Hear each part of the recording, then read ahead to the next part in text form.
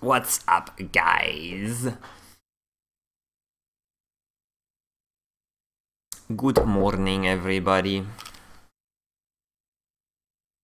Let's try one more time.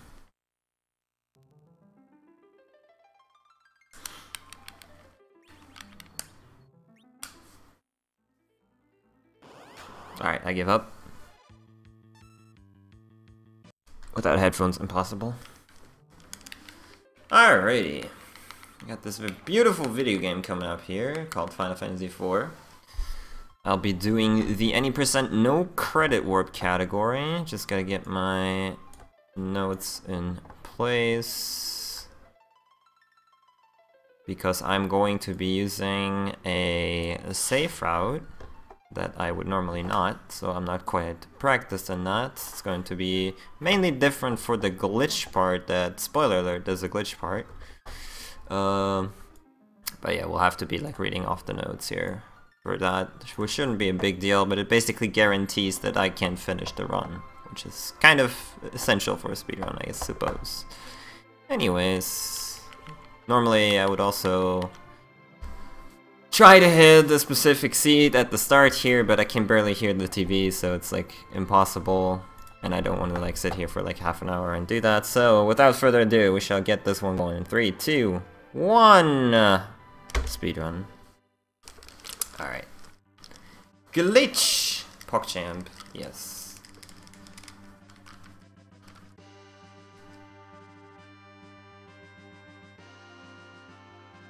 Let's see. Looking at the caption OBS and I'm getting mad.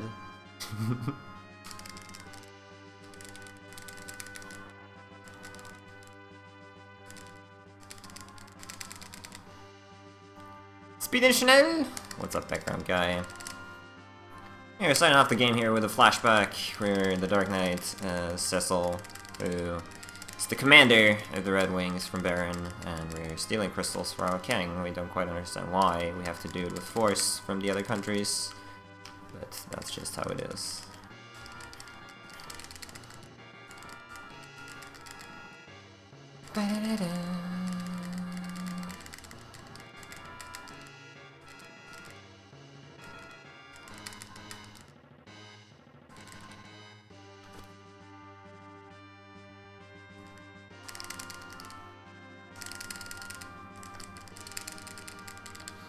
So there's not much happening in the first 10 minutes of the game, other than like basically plot and whatnot.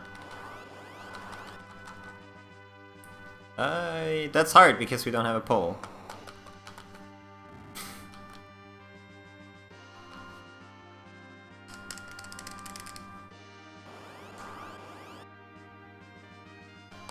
Never lucky.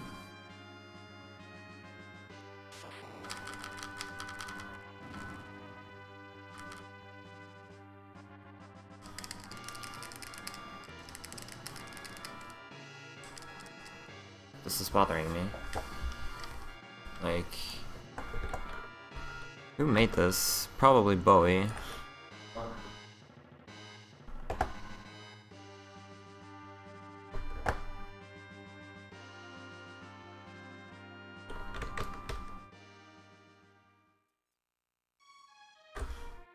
Better. That looks a little better. Still have to adjust it a little bit. So we're coming back to Baron with a crystal. We're being greeted by Baigen. He's overly happy that we got it for him. And the king. Hi, Kev. How's it going? I have glasses now. He's getting old. He's got glasses. Yeah. I'm old now. I'm almost 30, dude. Man, I just walked away. I don't want to come back and see what you just did. I'll go over there in a minute.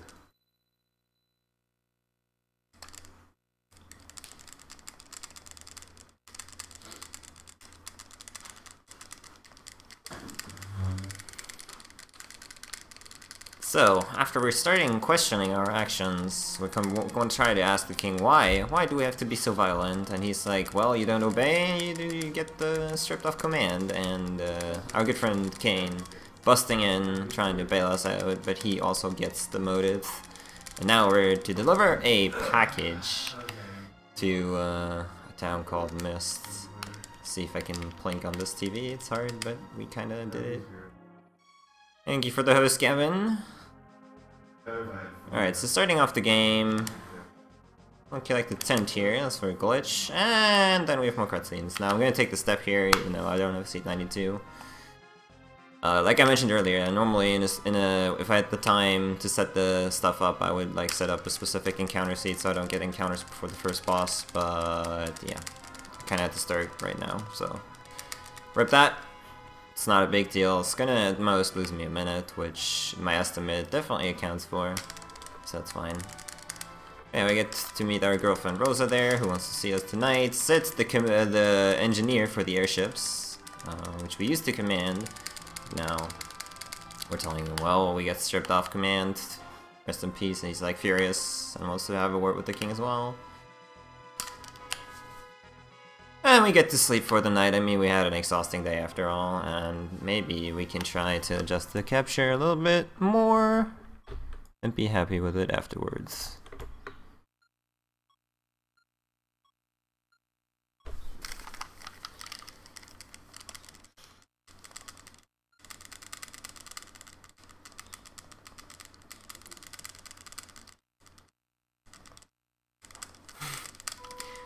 Man, I feel young again. How do I set up the specific RNG seat? Well, the seat you're on for encounters is determined by the frame you press, by the frame you advance the title screen. And, well, that's the basic thing. You can just do it by audio cue if you know where it is. There's specific setups that you can do with save files where you know you are on a specific seat for a save file by checking the encounters and whatnot, and then from there you can try to load on a specific frame, get into a battle, die, so the seat resets itself to 92, which is what we want. Now let me try and get this actually going here. Okay, that looks a little bit better. And thus, we set out with our good friend Kane to deliver the package to Mist in the most epic way ever. If you guys enjoyed the intro, I'm gonna have to make sure. Hold on.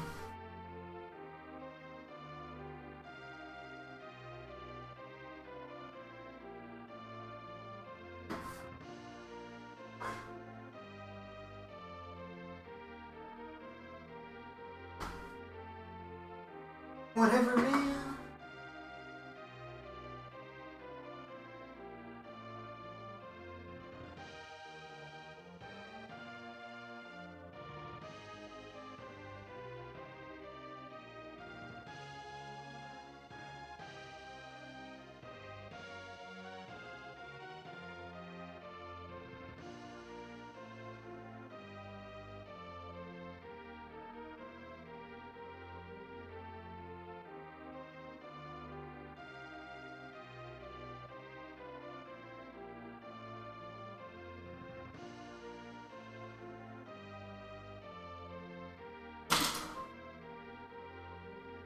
I think it's better.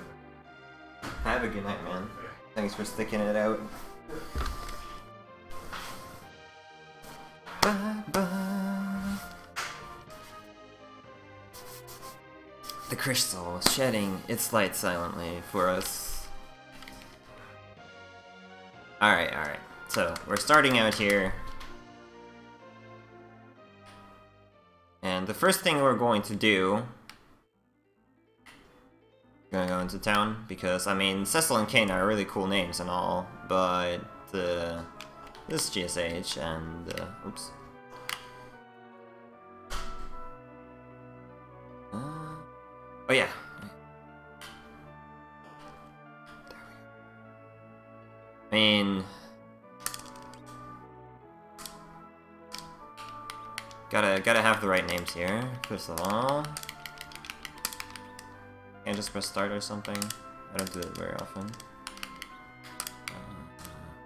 Now Kane, he's a good-looking guy, so he's going to be... this guy. Alright, now we're ready. Now we got the proper names here. Now we can all set out on our adventure. Now, as I mentioned, I'm probably going to get encounters here. It's a pretty short distance, but... should be... probably getting a couple. Oh, I held up. Oh, it doesn't matter anyways because I walked through town. Haha! Alright, so if you're on a chocobo, as you can see, we travel a little bit faster and we can't get encounters. That's going to be important a couple more times, but... yeah. Alright, and it's the first dungeon, the Mist Cave. Very basic dungeon, you just have to walk around a little bit, and... yeah, normally, again, wouldn't get encounters, but... yeah... so we're starting on level 10 actually for both of the characters, which is sort of OP, kind of like a tutorial thingy.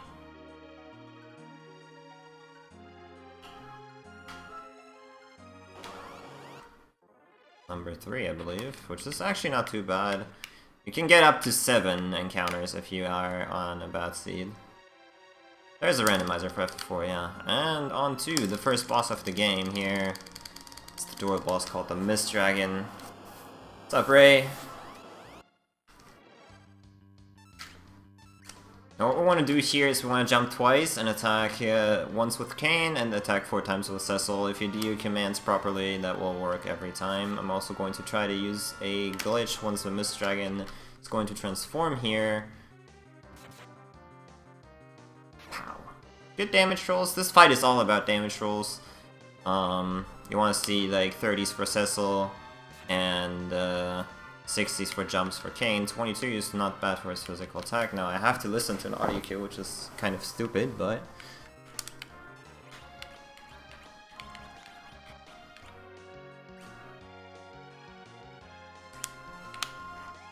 I think I did that right.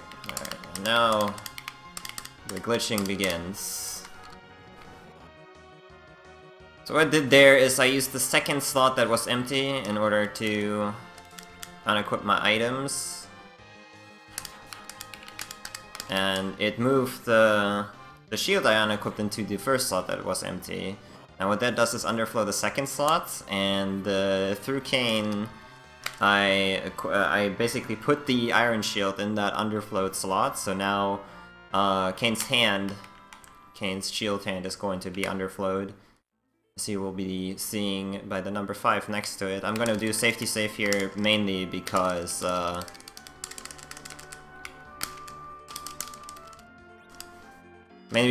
don't know what the seat I'm on, and if I get an encounter, everything is screwed up here, so we'll have to try and not get an encounter on this step here. We're going to be trying to clip over this town. First of all, I still have to do this stuff, and then save, and get over there. Now, the underflow glitch, basically I have now 0 iron shields in that slot that I equipped and unequipped there for Kane, because that slot was -1 to begin with, and now there's 0. When you have 0 items in your inventory, the game kind of freaks out when you try to sell the 0 items. It will just instead sell 65,000 of those items, which gives me 3 million gil here, and we can buy a lot of good stuff with that. Very important also for the glitch portion of this run, basically. But yeah, the way I clipped over the town is I took like a half step, as we call it. It's in reality, it's like a little bit less, it's like an eighth. But for simplicity's sake, we'll say half step. Then I used the tend. That basically shifts the world map and enables me to walk onto the town. And if I buffer my input to the right, and then save and reset, I will be able to shift it to the right and then walk over in return, and we can enter the town of Mist here from the other side, which you're not supposed to be able to. I did get a couple items there that are very important. Those are basically mid-game items. You're not supposed to get here until the mid-game, and we'll be using them very, very early on, which will make a lot of the things in the early game very, very easy. Those are the two big glitches in this game. The misclip is really only used here because the world maps and all that they are built relatively simple, so that you can't really use the clips anywhere else. You sort of can, but it's a really minor time saves if you do. I'm gonna try to show one off that we have after the next boss, because I don't know what kind of seed I'm on anyways, because I'm not going to be step routing. But yeah, the underflow glitch we're going to be seeing an additional time in order to get a couple items that we're going to be using for a big glitch at the very end. Anyways, I did not sell my shadow shield, so I kinda have to get that out of the way at some point, but we'll make do.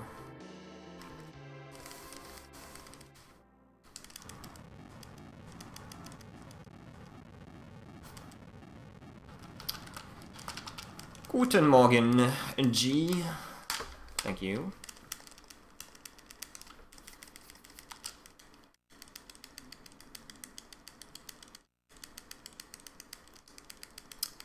But yeah, we go to the town to package destroy Smiths, and this little girl here, we killed her mom by killing her Eidolon, or summon, the Mist Dragon. So she's kind of mad and summons Titan, and we're split up from Bowie, which is...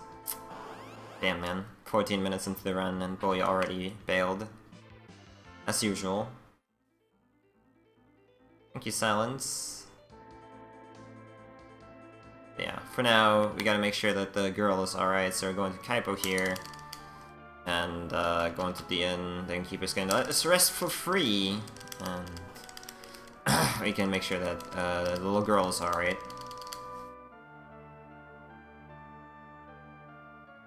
Bowie!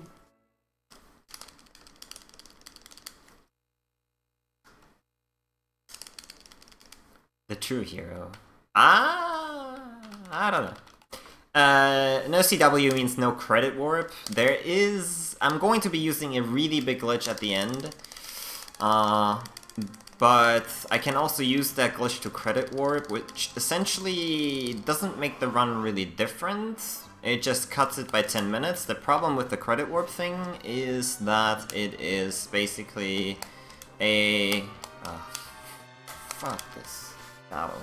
It's a 50% chance to succeed, so it's a very low chance that I will actually be able to pull that one off. Which for marathons, not really good. For PB attempts, also not really good. You play 2 hours just to get owned by RNG. Not very nice, not very cool. Whereas with the no credit warp, like if we do the glitch quote-unquote normally, you can almost guarantee, if you know where you are, that you get through. Since this is no reset run though, I cannot 100% guarantee, which is why we're going to be using a safe route at the very end. Anyways, Baron sent guards after us, and we are protecting the little girl called Rydia here. And she'll join our party at level 1. So now, we got one more character here.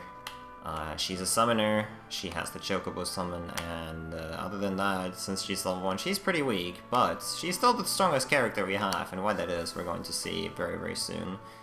Anyways, while we walk through Kaipo, we find Rosa here, who has been, well, struck with a fever, and we're going to have to try to cure that fever. In order to do that, we have to travel through a waterway in the northwest here, which we're going to do.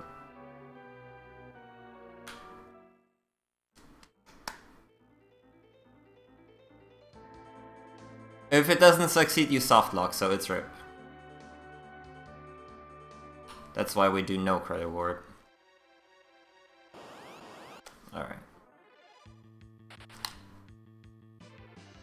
The zombies. So this is the first bigger area, and this is where encounters start to matter. Get it. Unreal. I'm meeting this old guy here called Tella, which wants to catch up with his daughter, who apparently ran away with a spoony bard. Spoiler. But yeah, he's going to join our party, and help us getting through the waterway. There's apparently a beast at the very end that is very, very powerful that we have to defeat, and he wants to recruit us for help. So normally what I would do in a real run, you can actually kind of determine what seat you're on by checking where you get the encounters. In a normal PvE attempt I would definitely do that, because you can do stuff that is called step routing. And there's certain rooms, like the one coming up, which are called like safe rooms, where you can take extra steps without getting encounters and still increment the step counter. If you know what kind of seat you're on, you can try to skip over encounters in the future, or basically make formations more preferable for speedrunning purposes. This is the other big thing about FF4, surprise and back attacks, losing a lot of time. Got the first one right there. If you get them in the early game, it's usually not that terrible. Later on they can be really, really vicious. You can lose up to like 30 to 40 seconds if you get a really bad formation back attack, but these ones, they still obviously lose a big amount of time, but it's not really that big of a deal. Alright, so tells us a little bit more about his daughter. And then we get to move on here. Also have to make sure that I do inventory management and not put everything at the very bottom, because for the safe road I need some items at the very bottom. Alright. Now I get to walk through a little more. Seat seems to be alright for this part. If you don't get an encounter within like the first 20 steps there, you usually don't have to take steps there anyways. Yeah. We'll see how it works out.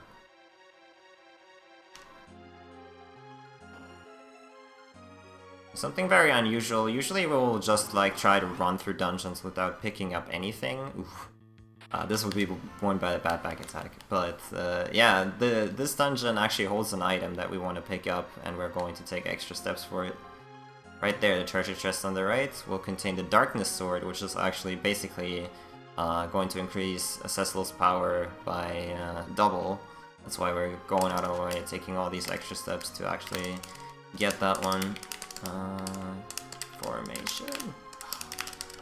Playing on different TVs sucks. Alright. Alright, let me actually save there. Just like in the case of cases, there's like a very small chance to softlock here.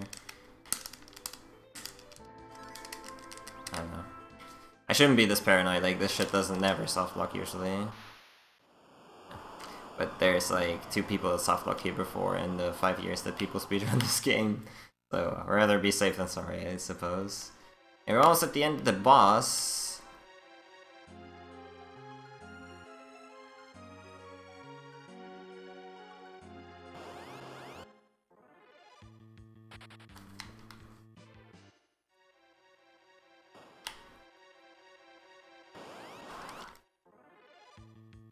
The zombies.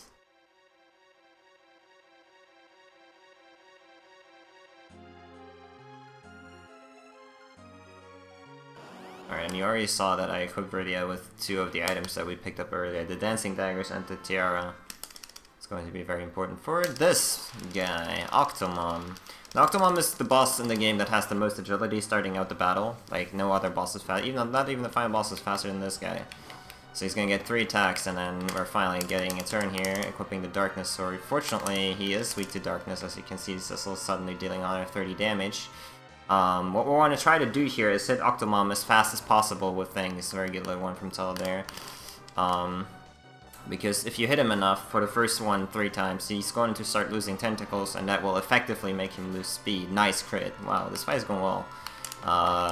Teleslit once, we only really want to use that twice. Since after that... Wow, are you kidding me? Since after that, his damage output for the lit ones will be kind of negligible, basically. Whoops.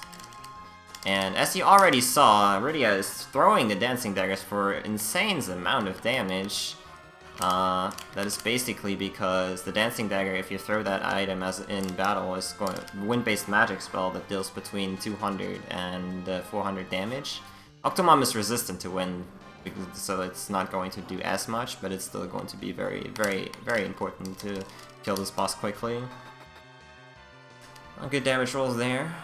So far, we stopped Tella because, like I said, he's going to be useless halfway through the fight, so rather than wasting his time with his turns, we want to try and stop him so he doesn't take up time. Now Rio's going to throw, and we're going to start moving items. This is very essential. There's a cutscene playing right now, which is why I can actually start doing this. Also going to waste a little bit of time here just to get the Shadow Sword out of the way. It's fine. Now, our baby cannot die, which is why we're going to use Tella's turn to heal here. Since she's level 1, we do kind of want her to get experience from this boss. He should die now, though. We had really good damage rolls so far. Okay, still died from a bad one. That was a really, really good fight, actually. Usually it will take like 2 to 3 more attacks. Good morning, Happy Squid, sorry. No. Good morning, Voltus as well, by the way. I just keep talking here, like, but yeah. All right. So one more thing about the clipping thing. Let's see if I can get it. I sure can. We also want to change formations here. And then save. I already lost time doing this, but I just want to show it off. Usually there's a cutscene that will play here where the airships from Baron destroy Damsion, but if I do the buffer thing with the clip, we can skip that one. It ideally saves time, but it also resets your seeds, so in normal speedrun attempts you wouldn't really do that unless you're Fred Coughlin, pretty much. Alright, now we get the best cutscene in the game, even though that's actually not true, but it's the best cutscene for this speedrun. There's better cutscenes in 064. But yeah, if you are a Bowie sub, get your spoons ready.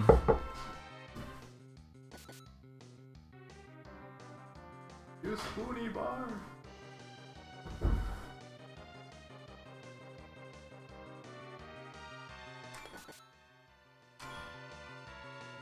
Normally, also what you would see in no credit warp runs, what I do right there, pausing, like during this, stops the in-game timer, which in normal no credit warp runs I would do in a couple places, just so I can manipulate the in-game timer to a specific value. Since I'm going to use the safe route, it doesn't really matter that much. I'm gonna waste time anyways for naming characters as well, so that doesn't really work, but if you are an experienced runner, you know exactly where you want to pause, depending on how your run is going. Thank you, Lavitz. Thank you, BGG. There's Happy Squid as well. Nice, nice. But yeah, we're not going to do that for this run, because it doesn't really matter. I'm going to be getting to a safe point before the part where I can soft lock. So tell him mad that Anna got killed by the Red Wings and all that. He finds out that the man behind that is Golbus, who's the new in command for Baron, and he sets out to defeat that Golbus guy. Edward, who we meet, who's the bard that Anna was in love with, or yeah, was in love with. He's sad, and well, we're like, dude, get over it. I got my girlfriend in Kaipo, please. Gotta get to the Endline Cave, get that cure. He's like, alright, well, you can have my hovercraft. You come along, though. Oh.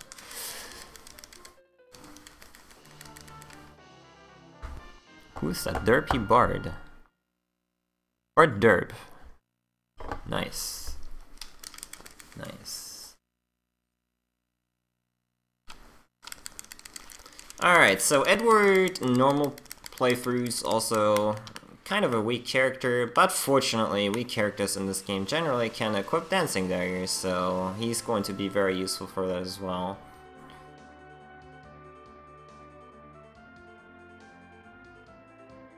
Alright. So since I reloaded, I have a new seat now, immediately seeing that after 2 steps I get an encounter. Fantastic.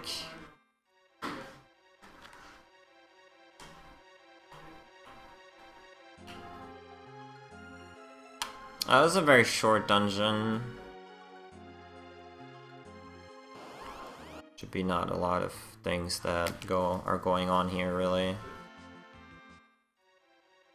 The worst thing that can happen here, since both Rydia and Edward are still very squishy, we're gonna pick up this life here. It can happen that you get back attacked and they get killed, and other than that safety life that is right on the way, you don't have any way of reviving characters, and as you can imagine with the dancing daggers, they are the main damage dealers, so you kinda want to have them alive as long as possible.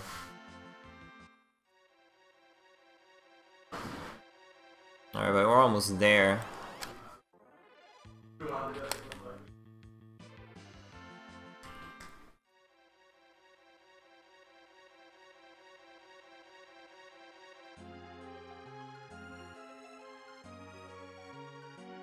And once we get here, we're being told that the endline is a docile creature, so we can just steal the sand ruby from it. But suddenly it attacks out of nowhere. You gotta fight it. Now this boss has 1000 HP, and usually in casual is a very, very nasty boss because it counters physical attacks. I mentioned this earlier, though. Dancing daggers are not counted as physical but magical attacks, so it won't counter, and 3 daggers usually get the job done.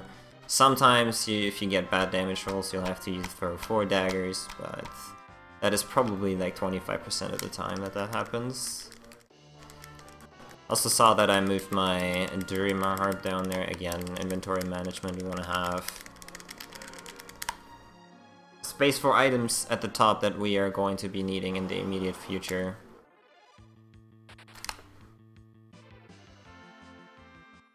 Alright, all that's left for us is to roll out of here and get the sand ruby to Rosa.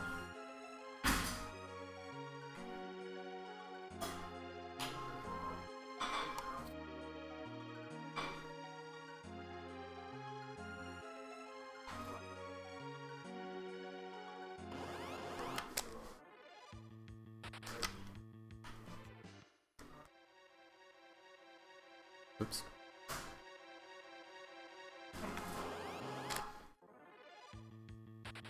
Getting a lot of encounters here, which I actually like, sort of. Because it might line up that I don't get a lot of encounters in the next part, which would be amazing. Just a long shot though.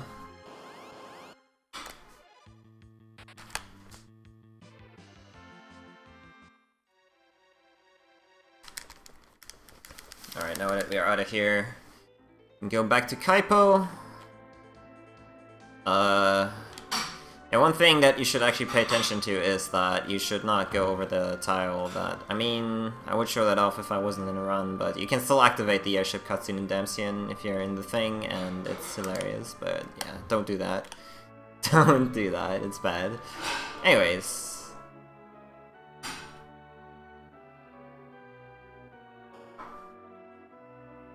back here, and the reason I actually moved my life down one spot is that otherwise it would be in the way as the first item in that list. So, since I just want to mash here, I just swap that around real fast. Rosa gets better, and we're all happy, and now we decide we have to go up against Baron. We have to warn the next kingdom that holds the crystal, which is Fabul, to the northeast, and we are going to be going there after Rosa sleeps a night.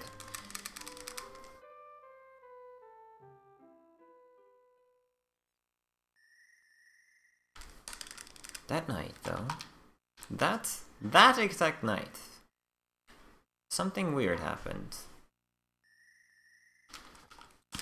Edward couldn't sleep.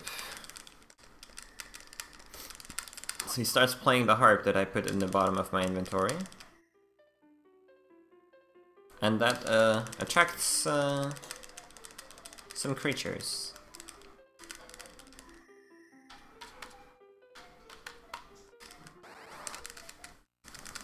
No! This is the Water Hack Battle, and as you might know, if you watch the Paladin tournament that is currently going on, the group stage just finished, this guy has some arbitrary amount of HP that you will never deal in damage. The trick to this fight is this enemy is coded in a way that if you hit it 3 times, it will self-destruct, basically. Or just dissolve, I guess. It's not really like it's killing itself, it's just dissolving. Like 45,000 HP roughly. But yeah, after the third hits is the important word here. If you miss, that will not count, which can't happen if you have the Dancing Dagger on. It theoretically can happen with a harp if you're not in the middle slot, but yeah, very straightforward. Just hold A, win the game. Alright, so eLmaGus says, Edward, live your life to the fullest. It's going to be alright. You will be alright without me, and yeah. That concludes Edward's character development. Alright, but we've moved along quite on good pace here. How about we destroy that a little bit? If I could remember where the duder is, though.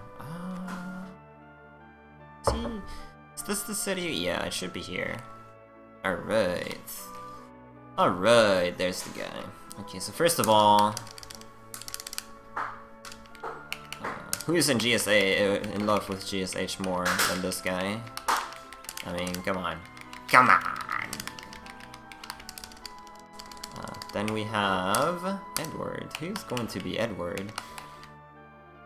I guess. And Rydia.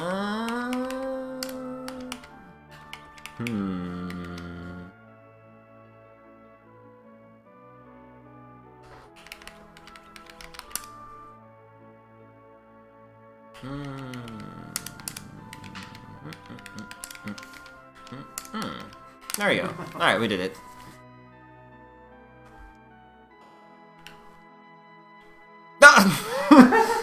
Wrecked. Typical Genya run. That happened if we didn't become Genya. Alright, so now that we renamed our characters to proper names, we can move on with life.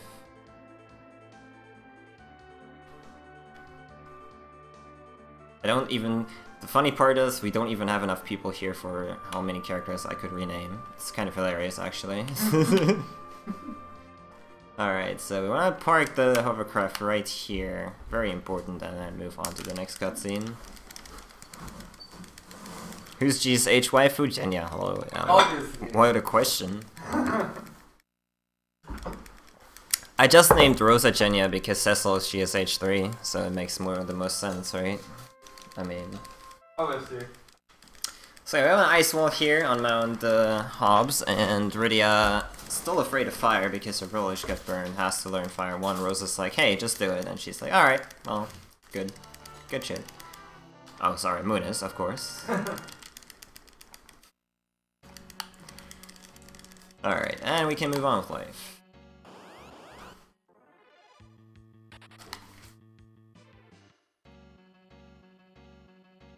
Another very, very short dungeon, actually. Just gonna get through this screen and then we're already at the boss fight.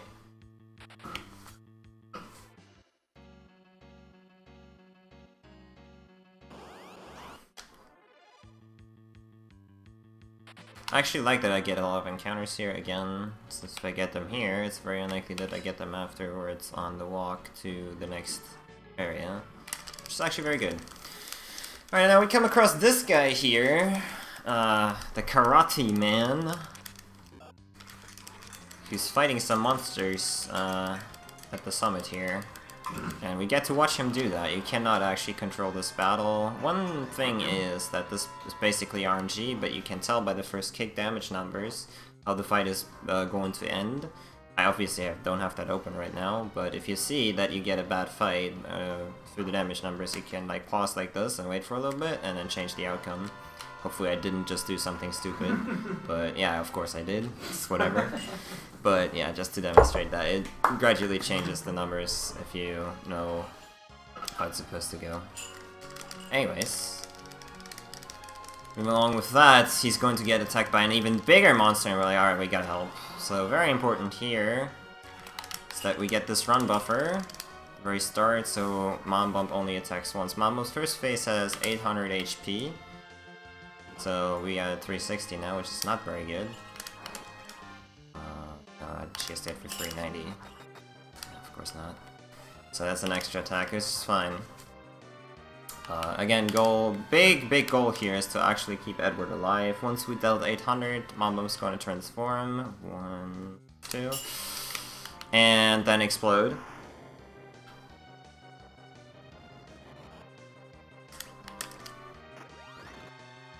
Bottom. And transform into bombs and gray bombs. The gray bombs have 100 HP, the bombs have 50, and the gray bombs are way more dangerous, which is why I'm focusing them down first. Oh yeah, I love when a plan works out. And since I did everything correctly, I'm going to probably be able to get this phase down without even getting attacked. Ah, Yang, you were too slow, my friend. Alright, this is a 1.1 exclusive strat though that only works on the 1.1 version, because on 1.1, commands like kick are actually faster than in the 1.0 version. Anyways, Yang tells us about how he was training on this mountain and he got ambushed by the monsters with his fellow karate man, and now we're going to go to the next kingdom, Fabul, and make sure they are alright with the crystal and all that. This is one of the most dangerous walks in the game, not because like you can die, but because you can lose a bunch of time. Once we get off this mountain, there's going to be enemy formations and a very high encounter rate, so that will potentially lose you a lot of time if you get back attacked, like enemy formations with 6 enemies and whatnot. So I'm hoping, since I mentioned this earlier, I got already a lot of encounters. I'm hoping that I do not get a lot of encounters here right now, but we'll see how that goes. It's a very long walk too. Alright, it's fine.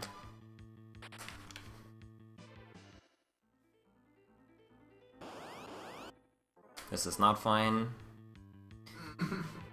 Again, you probably won't die because Cecil is pretty buff, or GSH 3 is pretty buff.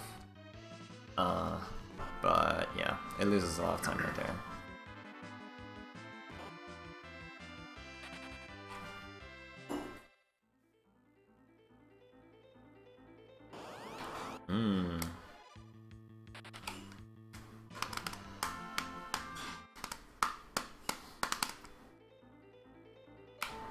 Okay, I have to remember to dupe the claws with Yang and Fabul. Somebody remind me, please. I haven't done that in a while. Oh my god! Oh my god, dude! Oh my god.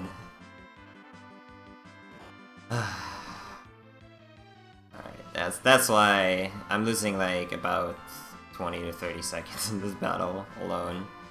Twice on this walk. Rest in peace, Genya. Alright, we're gonna save before Fabul, because Fabul, even though you could be the best at this game... Oh man. Oh yeah, actually, I made a crucial mistake here. I have to play in real colors. Duh, he plays in blue.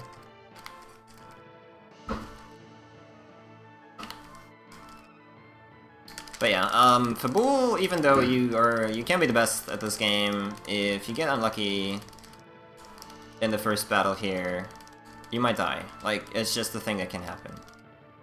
So, that's why we saved there. And aside from that, if you fuck up, you can definitely die here, so... Another reason why we saved here, because I'm definitely not the best at this game. But, let's see. Very essential for this to work out are run buffers, and hopefully I get them since I can't really hear. Okay, got it. This is still not over though, like if the fighter... Oh man, am I getting... No. If this fighter attacks Edward, he can hit for up to 90, slash even more, and that after the first battle, that would be a very bad thing. If we're past the first battle here, it's generally going to work out as long as I don't screw up, even if Edward gets hit in the next one. Next fighter battle, that is, but you know, this first one can screw you over pretty badly. Alright, there's 6 battles here in this gauntlets, where you can't heal in between, which makes this kind of difficult-ish. Fortunately, we do have the dancing daggers and whatnot, so it's going to be all okay. The monster battles are not particularly dangerous. These monsters can only deal like between like 5 and 15 damage-ish, so it's not that big of a deal, really. And Yang sleeps on the job. Cecil also slept on the job. I didn't even pay attention to that. That is sort of annoying, but yeah, it's just time waste.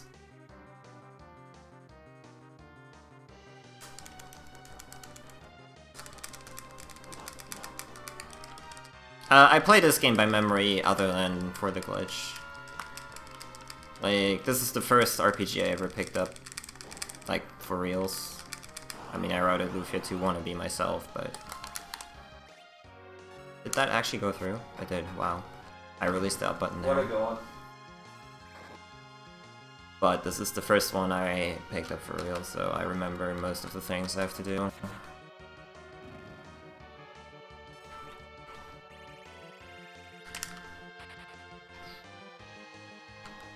So come up in the Gargoyle File fight, I want to do another dupe glitch that I did at the start of the game. And this time, it's not going to be to get money, but to set up the big glitch for the end game. One of the pieces of the puzzle, basically.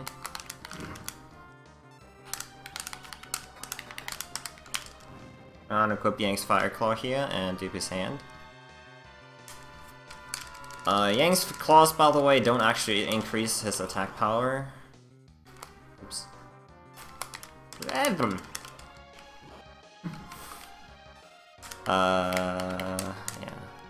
But just give him elemental properties and higher hit rate, which is not too bad. But we're going to be using them for something different.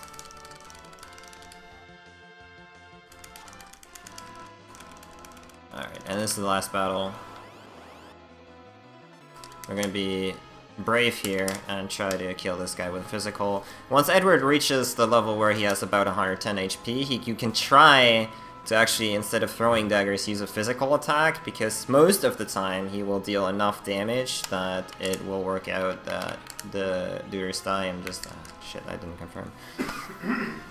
He very rarely deals like 64 or 63 damage, but most of the time it works out that he will just straight up kill the fighters, and that way you save a little bit of an animation time. And now we meet Bowie again, who apparently betrayed GSH 3! Can you believe it? Unreal. Bowie, what are you doing? Dot dot dot. Alright, Bowie's beating up GSH 3. GSH 3 gets into critical, and he's Bowie got it. He got it, and beats GSH 3 into the ground. Rest in peace, GSH 3. Bowie destroyed it. You heard it here first. You heard it here first. Alright. But how that fight works, you have to lose that fight. What you want to do is, like, you get hit from a jump, you hope that Kane hits for enough damage that you either get into critical or almost, and you need yourself to get into critical, because the text boxes you get there are a little bit faster than the ones you get when you actually don't get into critical, and then when Kane kills you, you get the nice little parish text box at the end too, which wastes a little bit of time. That was pretty ideal there. You can never trust the English, man. That's how it is, man. Alright, but Golbus shows up, takes the crystal, and takes away Genya, too. Everything's going downhill. Fortunately, Rydia does no cure, and we didn't just lose all HP, so she can cure us up. And yeah, now everything went wrong and we decide, well, it's over. Until Rydia says, hey, let's just take Genya back. We're like, hey, that's a good idea. So our next plan is to go to Baron to actually confront Golbez and put an end to this. The way we're going to do that, we're going to try to go by boats. And if you played this game, you know boats are not very common in this world. So, hope everything's going to be alright there.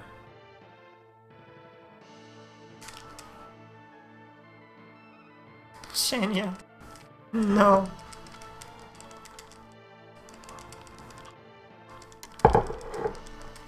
Yeah.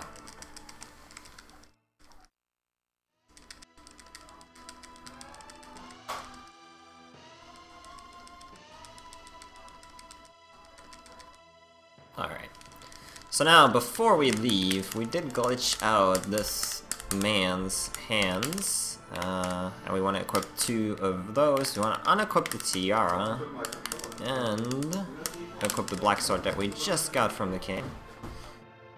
No particular reason to unequip the tiara there.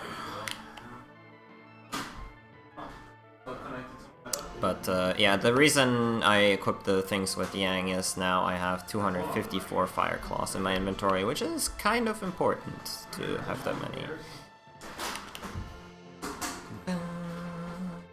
But more on that later when we get to the actual glitch part. For now, we just want to have that many.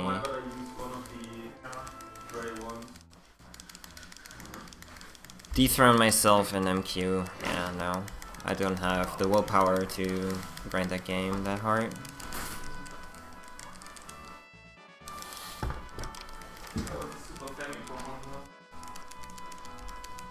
What you looking for? One of my controllers, I haven't hooked up to my laptop, but it's gone. There is one that High Spirits used, but I'm not sure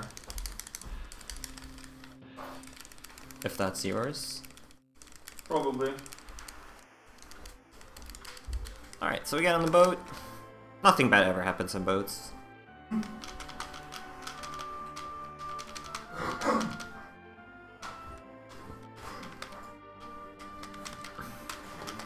Boy, you destroyed GSH 3, Hoppy.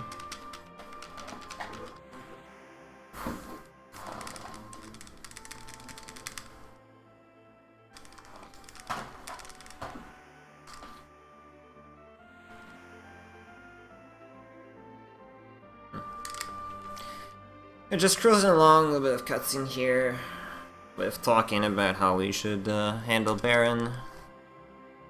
When all of a sudden, out of nowhere,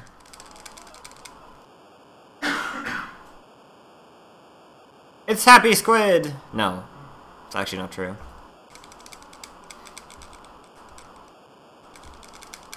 It is Leviathan. So yeah, Leviathan kind of shows up in front of our boat, and that's not good.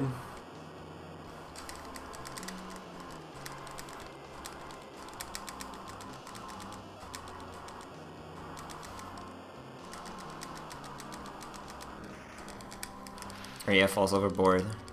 Yang is going to save her. Falls overboard as well. Edward face plants onto the boat. And we're just like, man, everything sucks.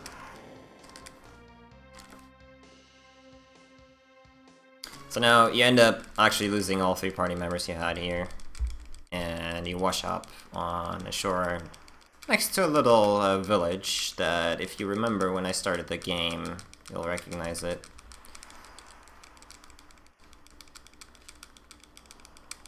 Where am I?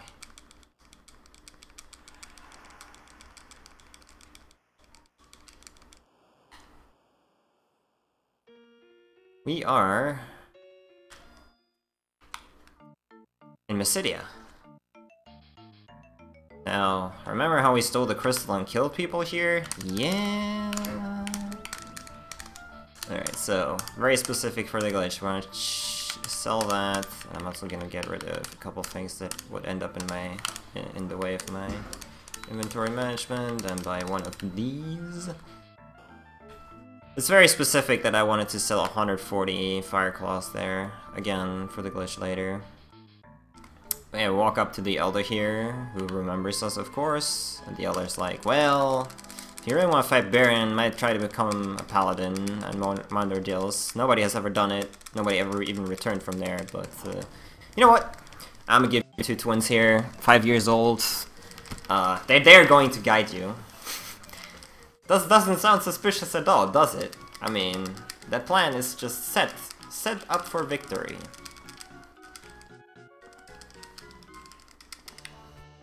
Alright, so Pal and Porum joined the party, and they are actually quite powerful, like, for real.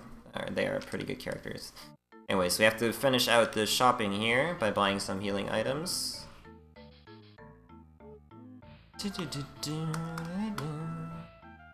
I could also rename the characters now, but... I do want to have heals for this category. I just remembered that. Good thing I did. What was I gonna say? Yeah, I'm gonna rename the twins later. Since we are going to get additional characters and then do it all at the same time. Okay, anyways. Now off to Mounder Deals. This is probably the worst walk in the game, if you include the mountain. There's a lot of very nasty formations, not only on the world map, but also on the mountain itself, especially on the mountain itself. So you can lose a lot of time if you get bad formations with back attacks and whatnot. Always scary.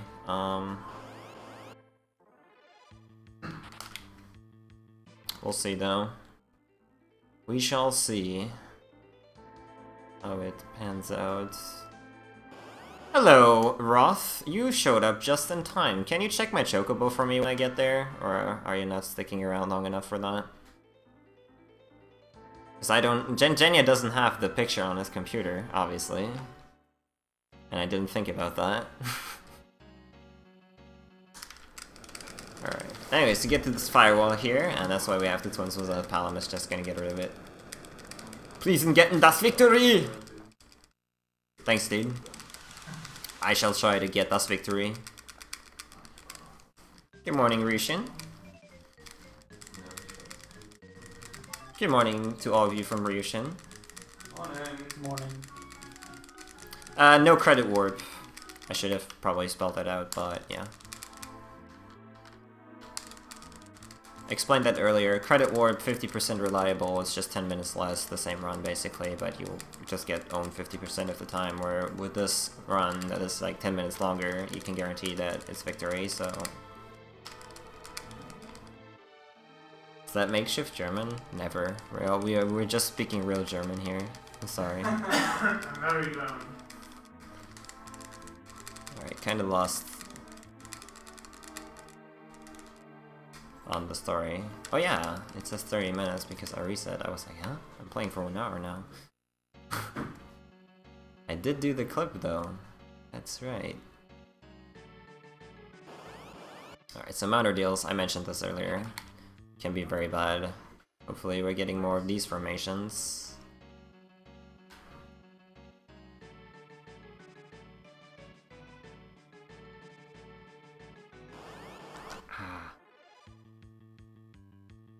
Okay, strike first, also good formation.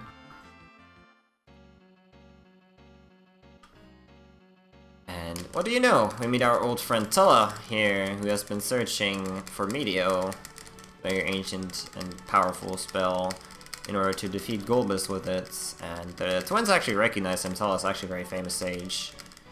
Kapow, by the way. And yeah, I tell him that we want to become a paladin and all that in order to defeat Golbus as well. So he decides to join us in order to get revenge for his daughter. That way.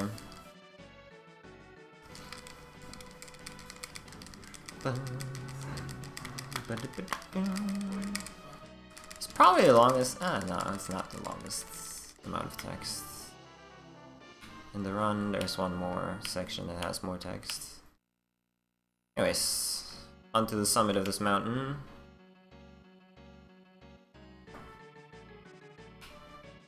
Looking good so far. just have to remember the equipment. This is a very bad one. Fortunately, it was a strike first.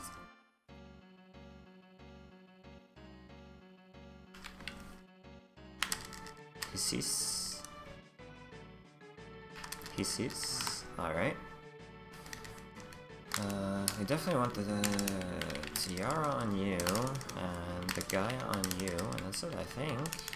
Just switch and go. Genius.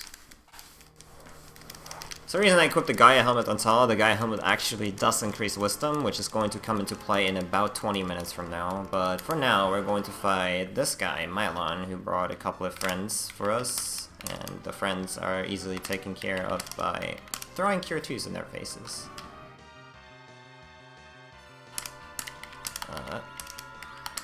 Yep. Now the twins have a very special ability called Twin, where they both can charge up a spell. 1, 2, 3. That was hopefully not too slow. Ah, it was. It's fine.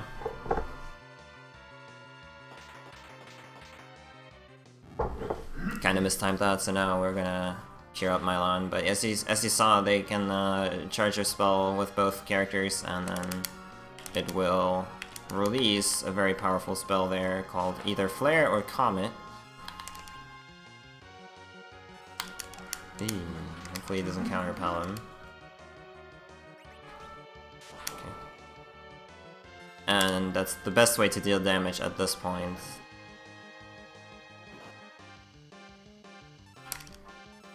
We're just gonna do that again.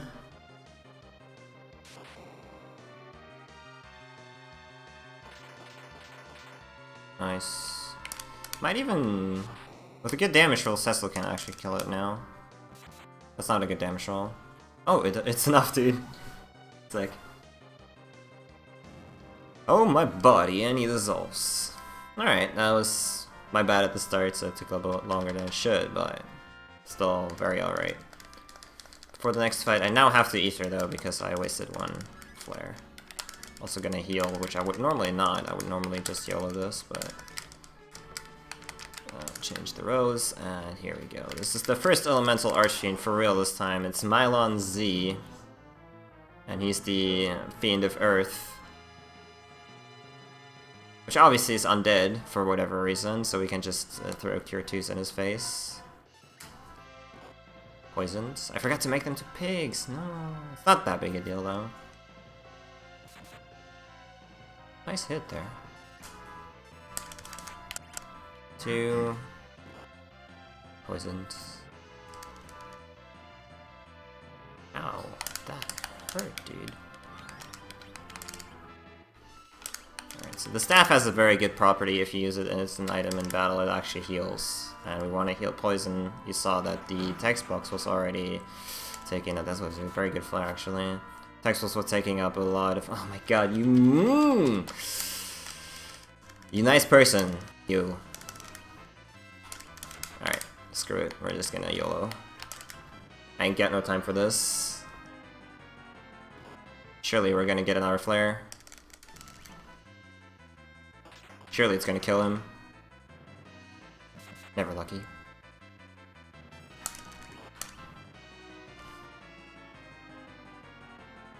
He's close to being dead though, so that or the next one might kill him. Nice. Still very decent fight. Normally, you want to pick your characters. Mylon Z attacks poison, as you can see. They are also supposed to inflict curse. Pigs cannot get cursed, though. In return, you will actually be protected against the poison part of the attack, too. Which is... It's kind of a bugged out thing, but it works. You beat me twice! Goodbye! And see you. Alright. So we're here on the summit of Mandordale, and we're hearing a strange voice. Who could it be?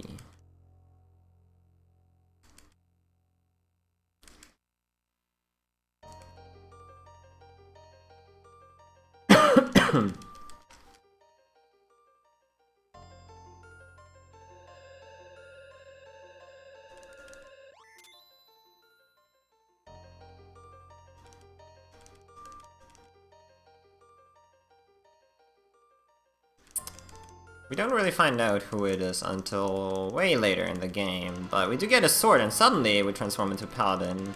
But in order to prove ourselves, we have to quote-unquote fight our dark side, the Dark Knight. Was definitely not fast enough.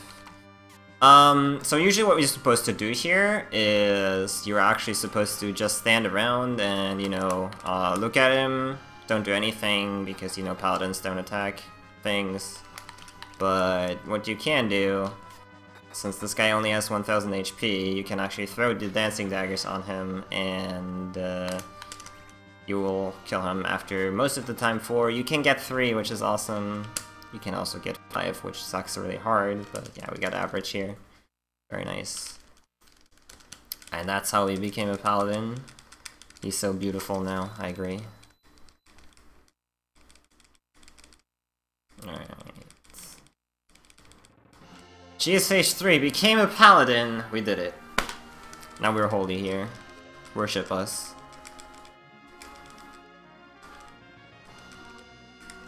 Alright, and through the light, Tella will actually remember all the spells he forgot about, including learning Meteo.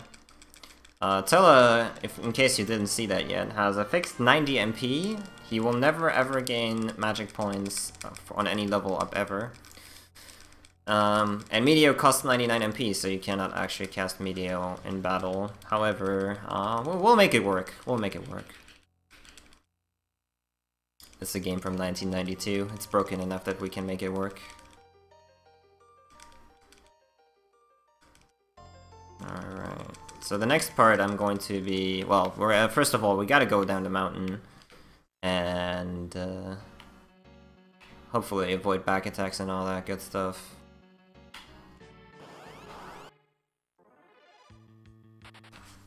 But then for the next town we go to, I'm going to probably have to go a little bit slower since I have to buy a bit more stuff than I'm used to because of safe route.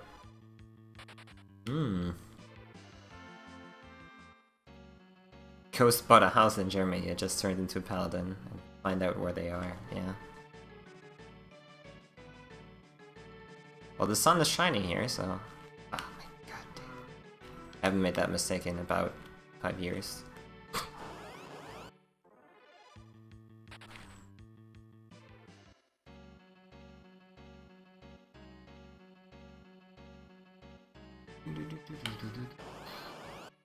So, for the glitch at the very end, there's a couple of factors as well that are very important, and one of them is going to be including my chocobo that I'm about to pick up. If you paid attention, I asked Roth to check for that, because usually we have a very nice picture. I'm gonna get a yellow chocobo to go back to Mysidia, and depending on where that chocobo exits the screen when I dismount it, the glitch later is either going to work or not. That chocobo basically determines the specific room I'm going to be trying to go through. And if he doesn't exit the screen at the right spot, it will just block me out. So we'll see how that goes. Again, usually we have a very nice picture of for that. I'm sure if you watched FF4 runs before you saw that on stream. But I have now no clue, I can just guess. This should be fine, I think. Left side is usually fine. Although I kind of have the talent to get my chocobo on the left side, and then it's still not fine. But yeah, we'll hopefully have a word here soon. Anyways, we come back and the other's like, wait, you really became a paladin? What? With these two? Unbelievable. Yeah. And then we find out there's a Mysidian legend here. You can see it right now on screen, and it's basically describing Cecil.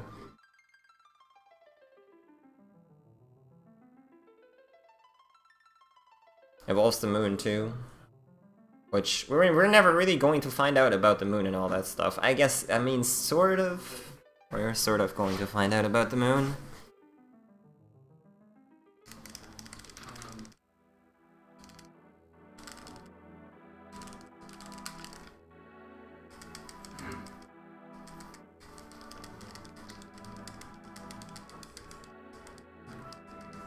Did I equip the... I never equipped the change rod, did I?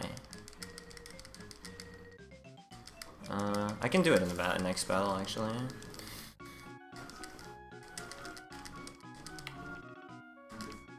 Okay. So now, our next goal is Baron, and as convenience wants it, there is a magical road that was sealed that leads to Baron, the Serpent Road, that is over here, and the other was like, well, I unlocked it, you can now go there. Amazing! So we'll just instantly teleport us there, and we can finally try to bring down Golbus on level 1, by the way. Cecil's level 1 now.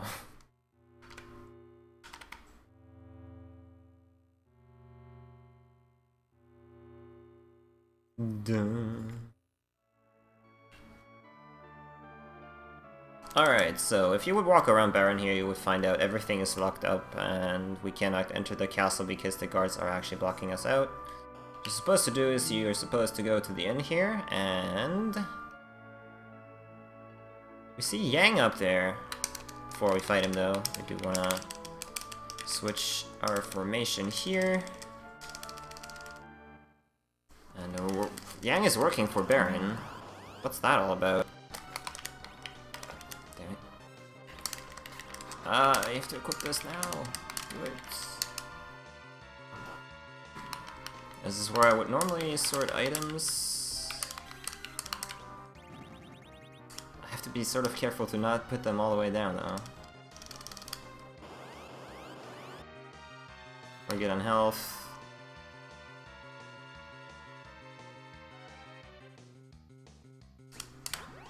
Okay, I want to definitely have the first spot free, and I'm gonna try to free up 2 more.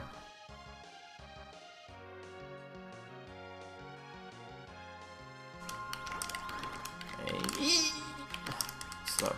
It's fine though. So after 2 turns, you just have to attack with Cecil, can miss 2, and the fight will end. It's a scripted battle again. Yang, turns out, had amnesia after falling off the ship, and yeah, he just remembered now. So they basically used him here in Baron. Karate, stop fighting. Yang joined the party. Good morning, Jenya. So now, we still need to figure out a way to get into Baron Castle, and as it turns out, Yang actually has a key that we can use. We can enter the sewers with that key and go through there in order to reach the castle and confront Golbez.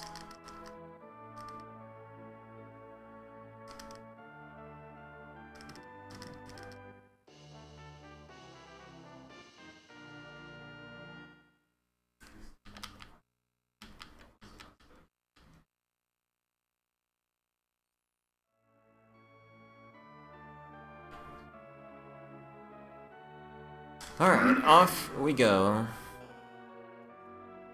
Before we do that though,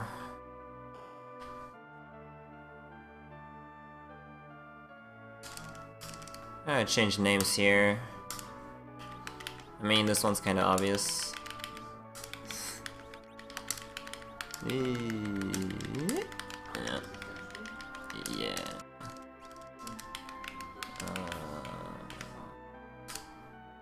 Oh no. Well, now I'm here. Oh. Pour him.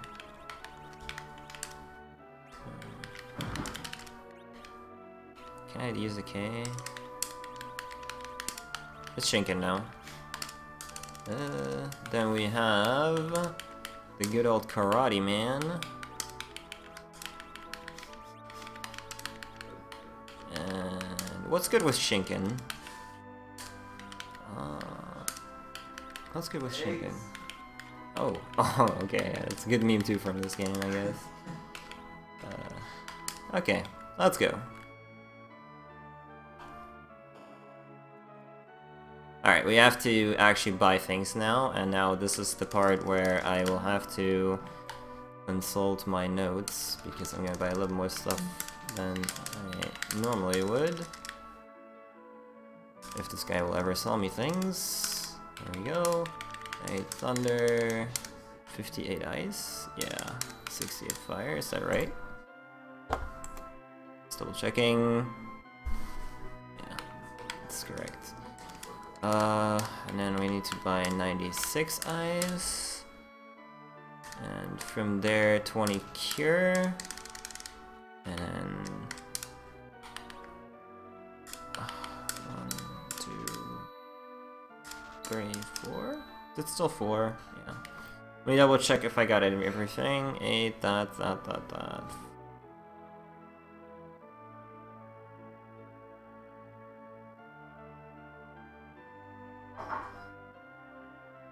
Yeah.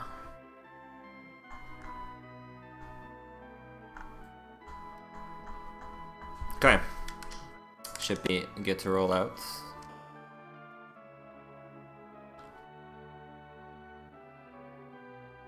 Just have to make sure.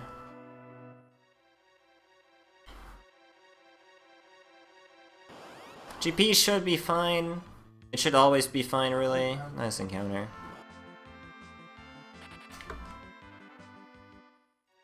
There's like a very small chance that it won't be, but it should be alright.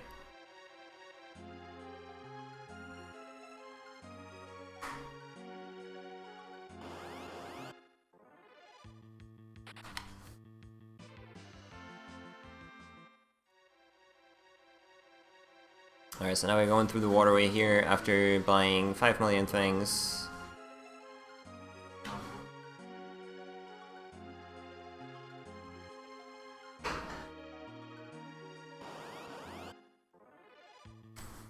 Oops, didn't hold on R. Yeah, we only have to equip 1 Ice Claw here too, which is different. Ah! Alright, that's fine. I'll save it for that anyways, yeah.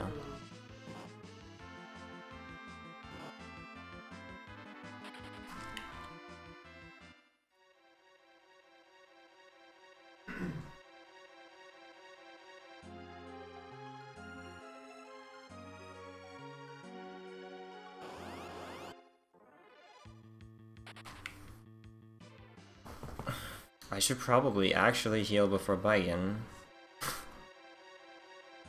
There's a very small chance that he one-shots Stella with 250.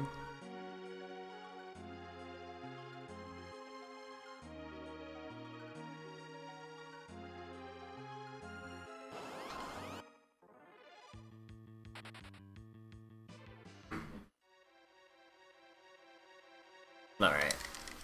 So. Yeah, let's heal those two. Should be all. Alright, so now I mentioned that Tella is only able to cast things that cost 90 MP or less. However, we kinda worked around that right now. From the 58 stack, yeah. Karate, and we bought a silver ring for this guy. Awesome.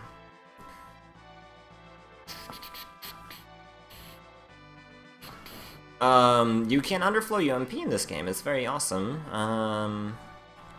You saw that I did that with Cure 4, it's the most convenient way to do it with Tella. Cure 4 costs 40 MP, and if you don't have enough to cast it, you can select Cure 4, slide over to a spell or an empty field that you can use, and from there, press back to Cure 4 and confirm at the same time, and the game will actually allow you to cast Cure 4 again. Which you don't have enough MP for, obviously, so it will underflow the magic points. It will effectively lock you out from casting spells in the menu, but you have infinity MP for in battles, which is the actual important thing. And I hate ATB in this game. Alright, there we go. Defend. You die, exactly. And then we can actually cast Media, which we're not supposed to, and Media is pretty powerful, pretty good spell. Alright. Kill off the twins in order to get a little more experience here. For our 3 guys, and for people that are not actually currently in our party. Which is kind of funny. I'll explain how that works once we get to the actual important thing about that. Okay. Like, there's one guy in particular we're collecting experience for that is currently not in our party, but I'll explain that a little bit more in detail when we get there. HP... Yeah, I'm gonna heal up Cecil. Like, there's no reason to not go save. Alright, let's move out. So, we're trying to find Golbus here, but all we find is the king. And no palette swaps, thanks game. Turns out though, this guy is another elemental archfiend called Kainazo of the water. This guy has 4000 HP, sounds like a lot if you ask me. Also hit Tella. But fortunately Tella knows all these good spells that we can use, and Lit 3 should 90% of the time kill him unless we get a very, very, very bad damage roll. So obviously, you know how this ends. Let's see there. Ah, easy. Most of the time he hits for a lot of my damage. The main reason I actually buy the guy ahead is because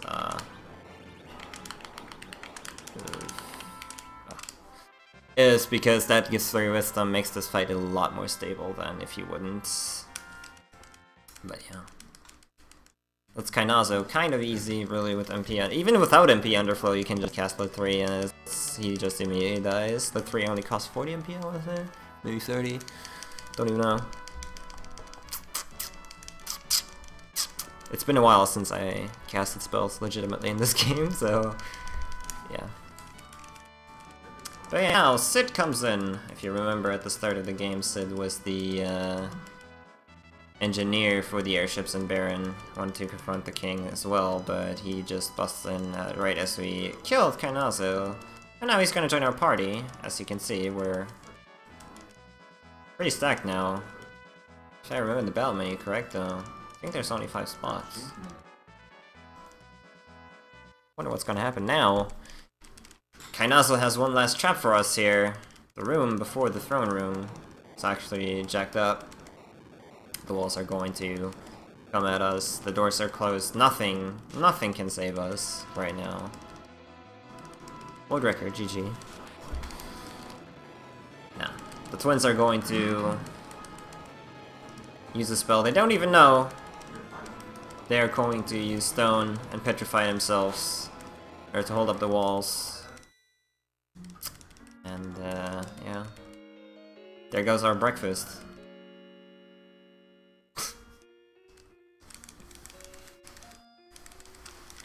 Can I say? So Tella's going to try to heal them, but since the game explains since they petrified themselves out of their own will, you cannot heal that. So they're gone forever. Pay respect for breakfast. But press F to pay respects for breakfast.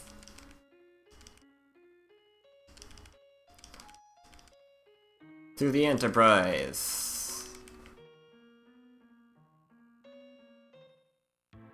Meanwhile... Alright, so these guys are still collecting crystals all over the place, and Kane's like, hey, Golbez, dude, or Bowie, there's this cave we can't enter because we have metal armor. Let's have Cecil do that for us. I mean, we do have Jinya, so... What's Rosa's name? I had to do it, sorry. So yeah, but at least you're in love with GSH 3. I made that good for you, right? So that should be alright. And Bowie loves you. You don't love Bowie, but Bowie loves you. I mean, it's perfect, right? Best thing was when Bowie stole Jenya and ruined GSH 3. And Fabul, yeah, that was good. But yeah. So Kane is gonna come up with to us and say, hey, we want this crystal, if you don't give it to us, we're gonna kill off Rosa. Or Jenya, I guess. I also don't want to mash here. If you enter the menu here, you actually soft lock the game. It's kind of funny. Because the game will not be able to put you back into the cutscene.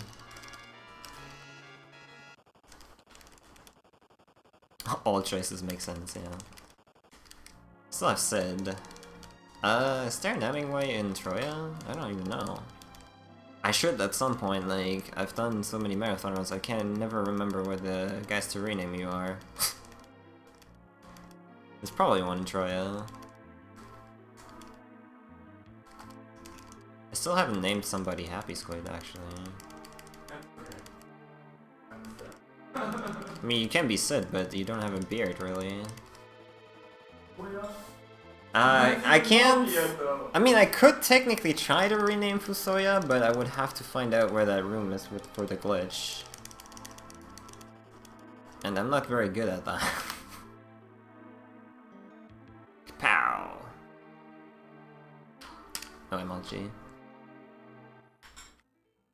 Okay, I'm trying to find a naming way here.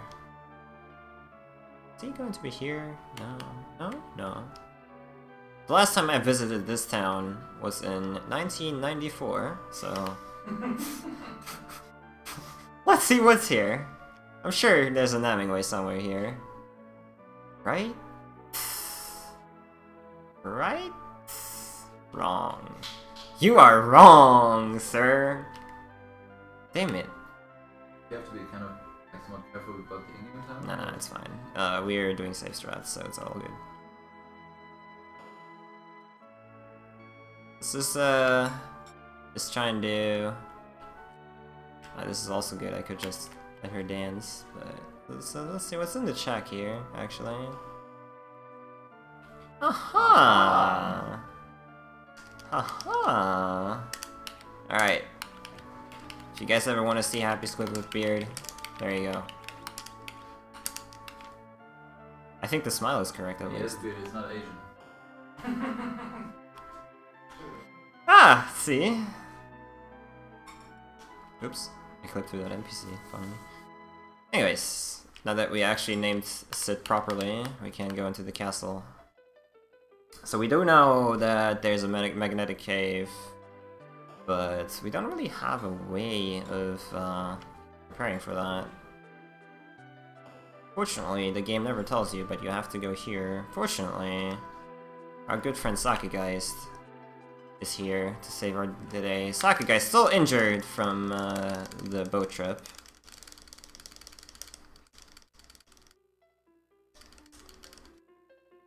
But we're telling him, hey, we want to get the crystal to save Genya. And he's like, yeah, that's cool, dude. Can help you out with that.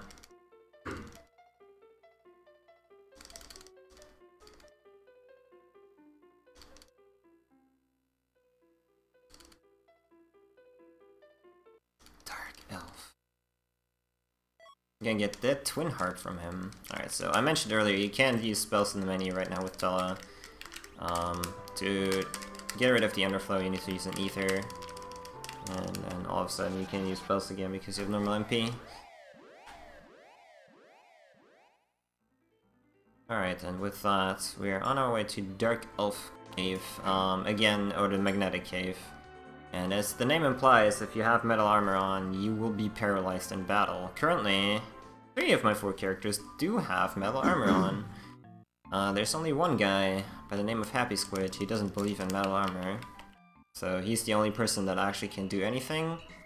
And in return, that means if he dies, my party is actually dead. So we're gonna save, just in case, just in case.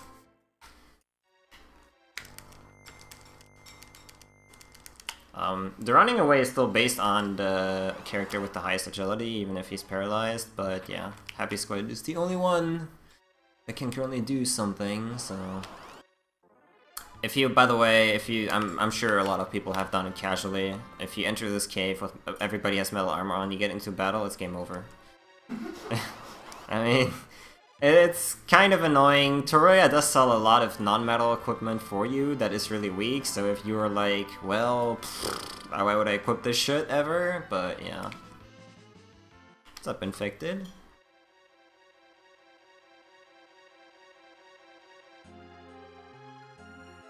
Alright, this is kind of a long dungeon, and there's a couple of very nasty formations here, actually.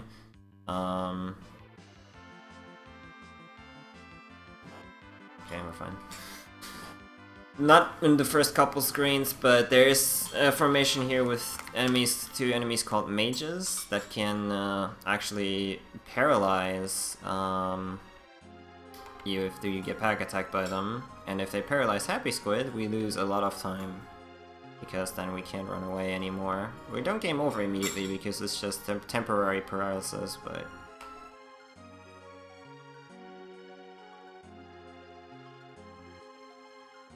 I'm getting pretty good luck on encounters so far.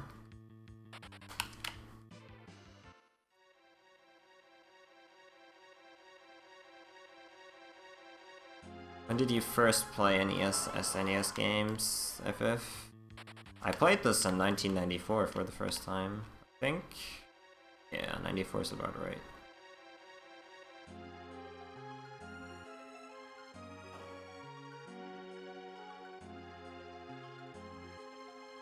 It's going pretty well. There's a lot of very, very nasty formations here, including this one, but yeah. The fewer encounter you get, the better.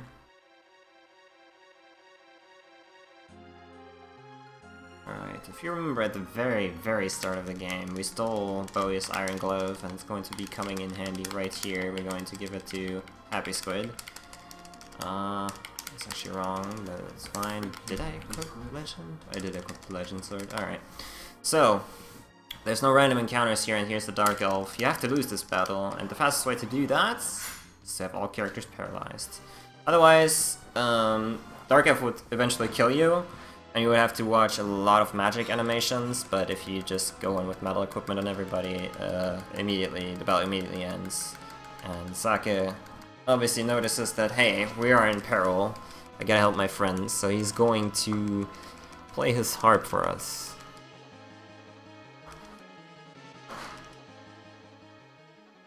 Karate geese and headbands for everyone. Yeah, armor doesn't really make much of a difference at the very first 2 hours of the game. It starts to become more important if you would do like a full game run, like no 64 door glitch. Armor becomes sort of important there, but for these parts of the game, it doesn't really matter that much. We'd use headband and karate basically because it increases strength. So yeah.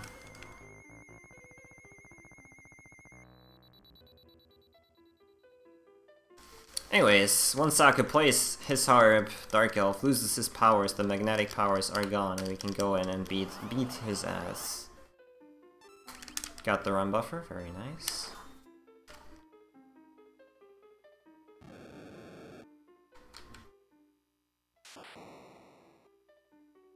So these spells would have done about 400 damage, now they're doing 40.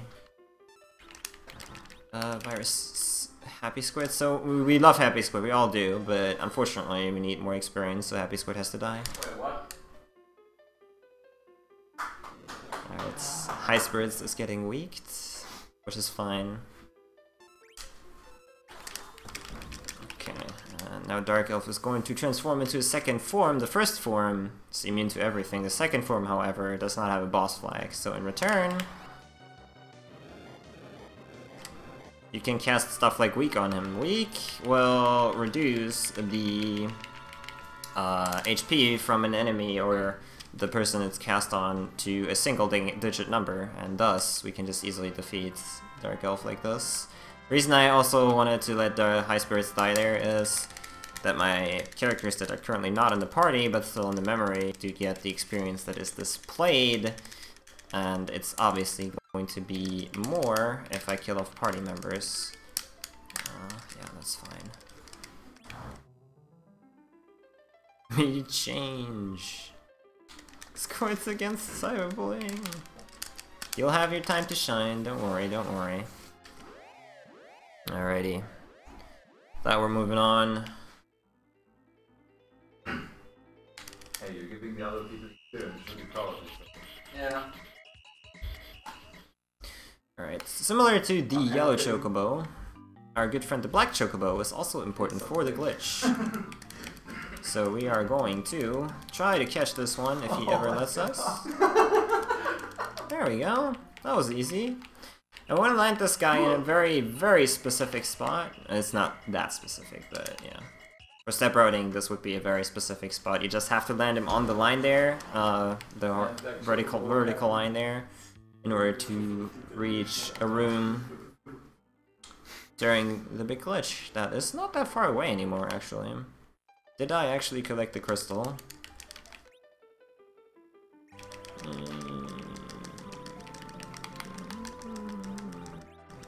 I see. Well then. Well then!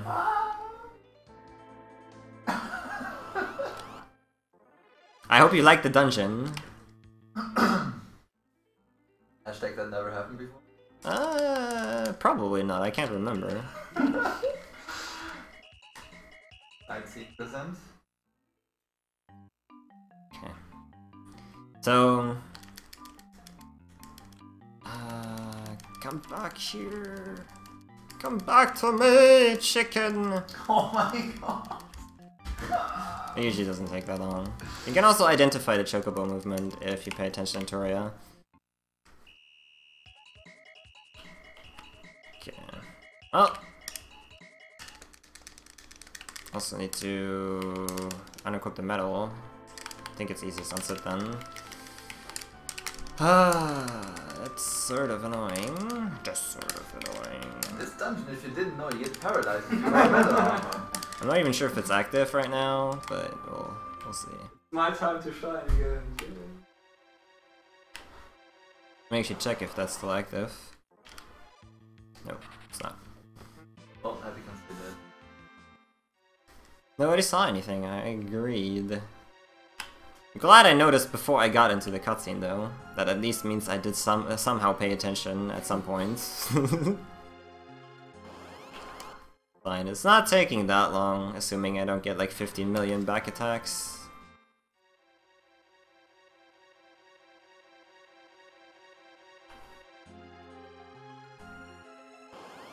Feels bad.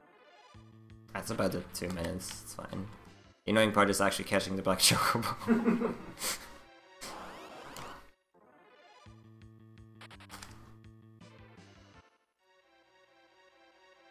This is clearly just seat manipulation for the Tower of Zod. I mean... duh. Okay. I can live with this one.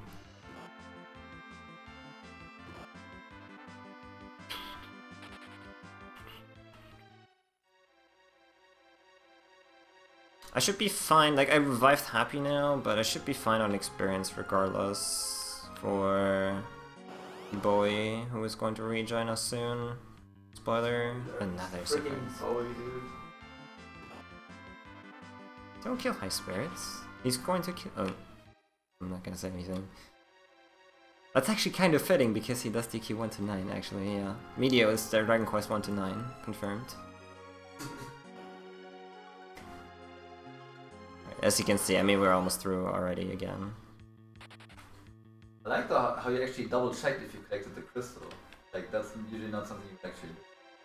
You just, like, if you're— I was talking, town, and then suddenly I realized, hold on. But did I actually— If you're at the town, you already, like, assume that you already did everything. You're just like, what? Maybe there was something missing. It's fine. Oh, look at this crystal! It's shiny! Acquired the Crystal of Earth. Thinking face. Alright. That about us 4 minutes total? Because I already caught chocobos and shit. That's fine. This is fine.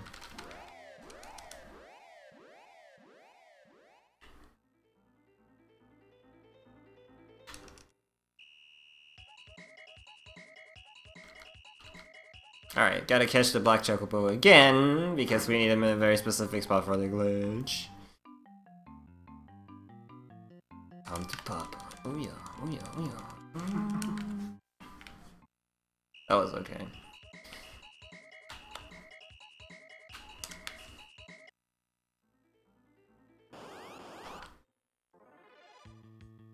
Watch me get 0 back attacks in the Tower of Zod. It's all manipulation. When does Grandia return? I don't know.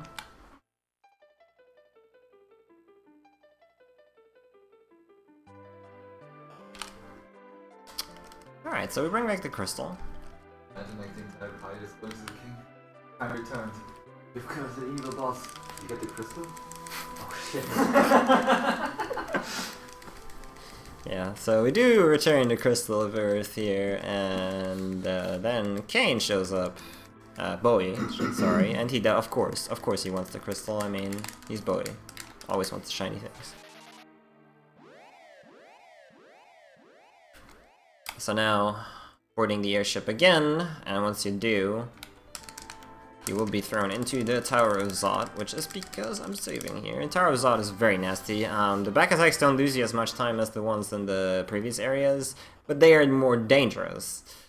These guys, the enemies in here will actually deal between 200 and 400 damage to you, depending on what kind of formation you have, and that's actually really dangerous.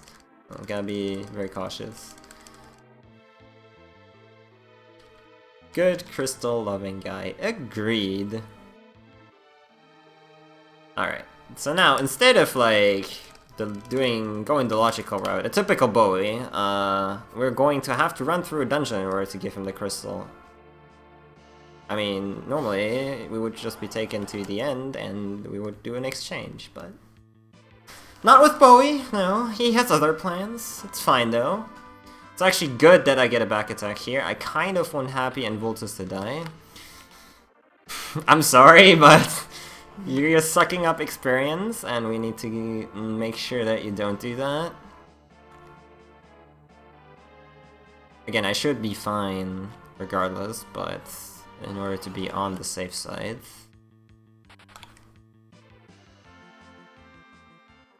Okay, we're also gonna underflow Tellus MP before this battle. Usually you would do it afterwards because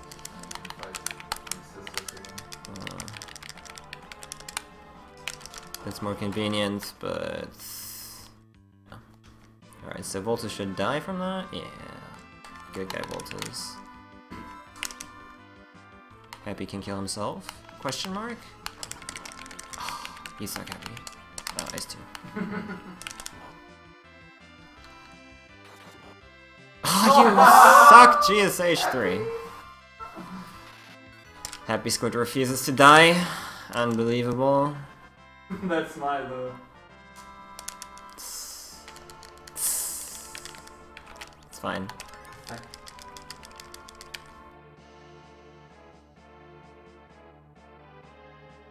Voltus Dragon. No, it's Happy. Happy to drag GSH down actually right now. Oh my. You're getting so many back attacks. Many? That's normal.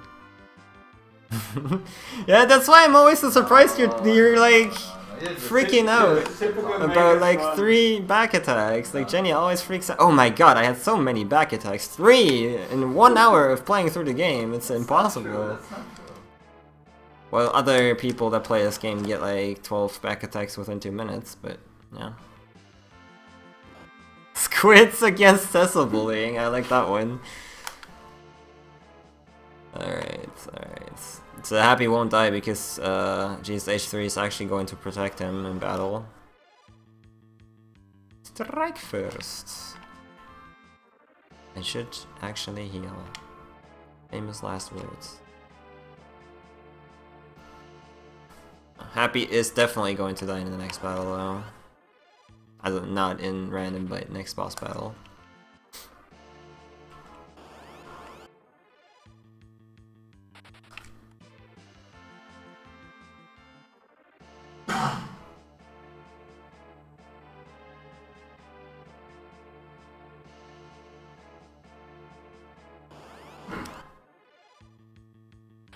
This is actually the most dangerous fight. Ice Bees, they are dangerous. Okay, if I was Big Fong Balls, I would now stand in front of this room right here and make a save state in my marathon run. Instead of doing this. That was the best thing I've ever seen in my entire life. I swear to God, I will never forget that. Like, he literally made a save state in front of this room in a marathon run. It was so glorious. Not that I actually need it for this battle, but yeah. I just wanted to demonstrate that. Anyways, since I was too lazy to actually appear to GSH, I just sent my sisters. Alright, we're gonna cover High Spirits. Happy. I'm sorry, man. Am I sorry? Okay, so what I'm gonna do here, I would have normally done it on Flame Dog, but I kinda wanna have this guy equip his sword for us. And I now have to throw tier 2.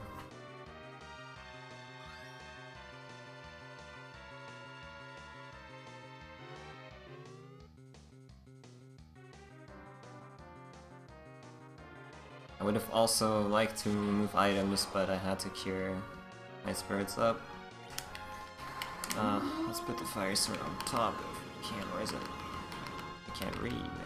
It's the fire sword. There it is. I didn't see that because whenever I sort items and somebody can equip it, they're lit up and I'm just looking for grayed out items whenever I'm sorting them. Alright, time for a cutscene, which will give me a chance to take a small break here, and you can determine, I said earlier that Medio is Dragon Quest 1 through 9. You do the math on the next cutscene for that. I'll be right back. Need someone to mash?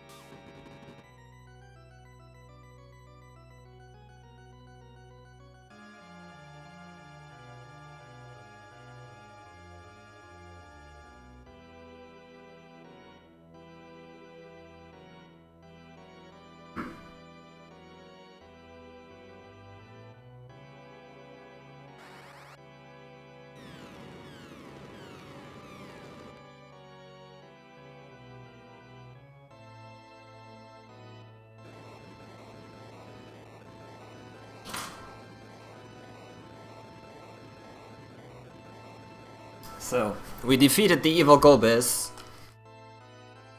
with Dragon Quest 1 through 9, but at wolf cost, man. At wolf costs!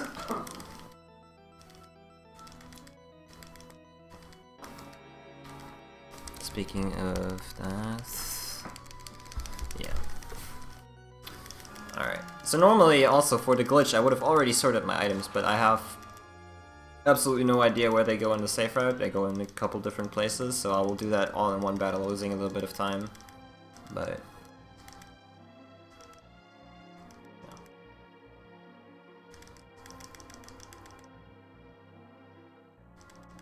High spirits, no! Was too much. Was too much. Dragon Warrior 7 would did him in.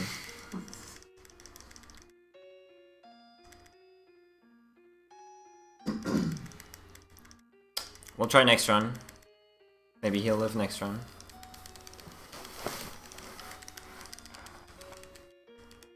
Alright. He does something. The most useless character in the entire run. That's not true. Oh yeah, well, who's more useless? That's not true.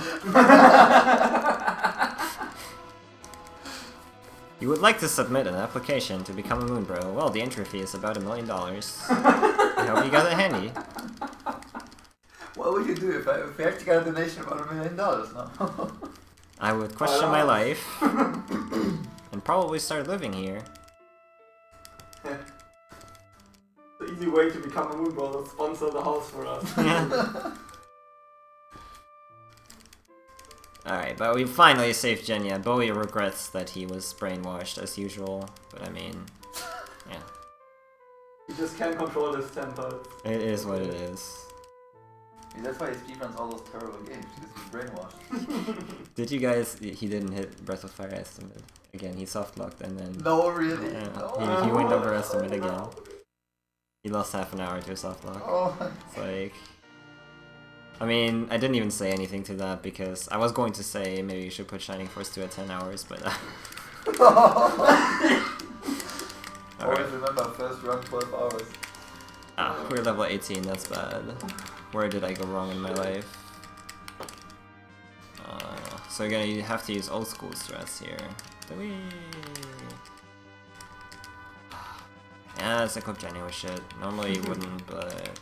Do I even have the silver ring left? The face actually kind of fitting. Just ear is wrong. So normally what you want to do, and Happy Squid screwed that up for me with the Flame Dog. You're welcome. Boy should be level 19 here. Unfortunately, he's not. He did gain experience from every boss, like I said, the number displayed, that's what he gains. So he did end up being level 18 here. You kind of want to push him to level 19 though. 18 is very bad because Valvalus goes before Bowie. That's actually not a bad thing there though. Glorious hair. Yeah. Okay. And he's also not losing a damage multiplier, basically, which is not very good. Alright, so Genya is going to cast Slow. GSH3 is going to start throwing daggers. Happy Squid is going to hammer. Hammer time. Definitely hammer time. Oh, shit. Been full day. Forgot. It's fine. It's just gonna pop up a message. I'll stop her spin. Bowie, jump! Alright, that's good damage for it. In her tornado form, Bombalus is one of the only bosses that actually has a solid evasion rating in this game. Which will make you not deal a lot of damage if she is in tornado form. Also, you get that fantastic text box, and she will gradually cast weak and gradual petrify on you. Genya needs to heal himself. I don't really want anybody to get petrified. As soon as somebody petrifies in this battle, Volvolus becomes faster, and that's not very good. And as you can see, the ATB is completely screwed up right now. I'll stop her spin! Boy, jump! Boy, was a bit slow on the trigger there. Oh, fine. The worst thing that can happen, GSH3 is protecting the whole party right now, as usual. The worst thing that can happen is that GSH3 gets hit by weak, and then he can't protect anybody anymore. We purposefully didn't heal Happy and Voltus before the battle in order for GSH to be able to cover. But if he gets hit, things are kind of dicey. We're fine though. Should get the stagger off. Yeah. All this, by the way, has 6,000 HP, which normally you can recycle her, but since we're, first of all, dealing less damage and everything screwed, this is not going to hit in time. It is, wow. Okay, we'll need one more jump. Don't think I even want to know how much experience I was off. I should have checked. Probably 12 again. It happened to me before.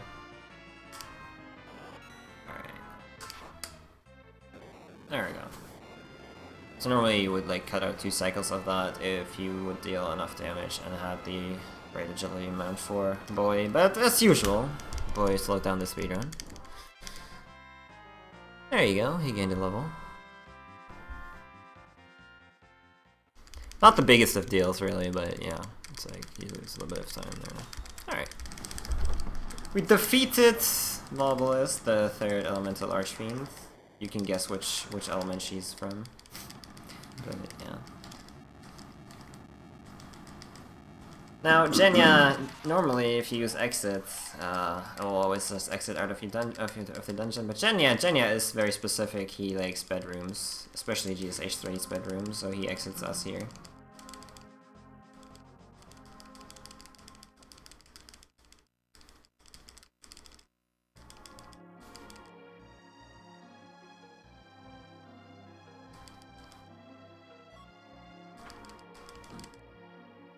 Bacon. Yeah, I'll pay attention. I usually don't. This run has been so good, I don't even know at this point. Anyways, Kane tells us that, Bowie tells us that there are not only the crystals on the overworld, but there's also an underworld that has crystals that Golbus is trying to collect. So now, we have to find a way to the underworld, and the way we do that, Kane gives us a magma key and says, hey, we can go to that one town and open a way. So that's what we're gonna do. So we're gonna change the formation here, put GSH3 on the top.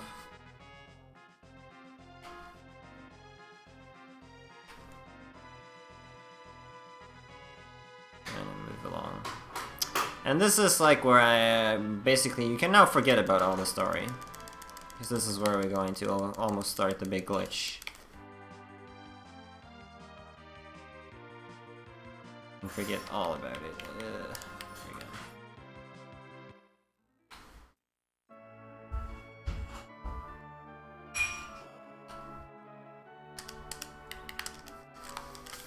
So I throw a magma key down the wall, and that will open up the passage to the underworld.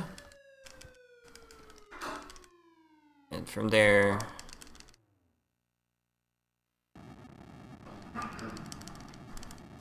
Oh yeah, I'll also have to change my window color right now. As part of the safety routes. Normally you wouldn't do that. Well, I don't really have to do that right now, but at some point. I'd rather do it now though. Let's change the window color to something beautiful. Yeah.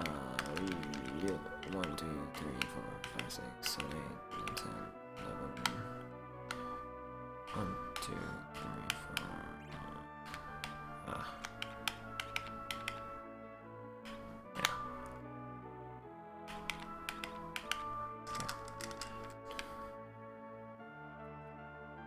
Since I mean, even though I have glasses on, I can't really tell for 100% certain that I actually moved the right amount, so I did that kind of slowly. It's fine. So, with the glitch that we're about to do, in order to activate it, we have to go up and down things 63 times in the castle that we're about to enter. So, I hope you enjoy counting, because that's what we're going to do. The reason I changed my window color is that through battle speed and window color, you can actually access rooms with the glitch. And we are going to be accessing a safety room with the window color I just entered.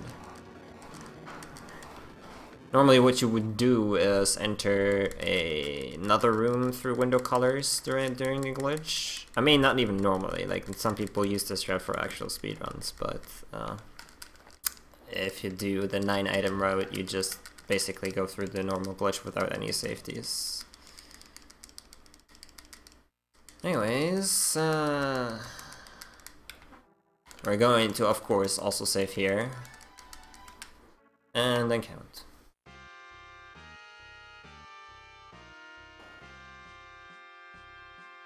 Alright, so this is 3,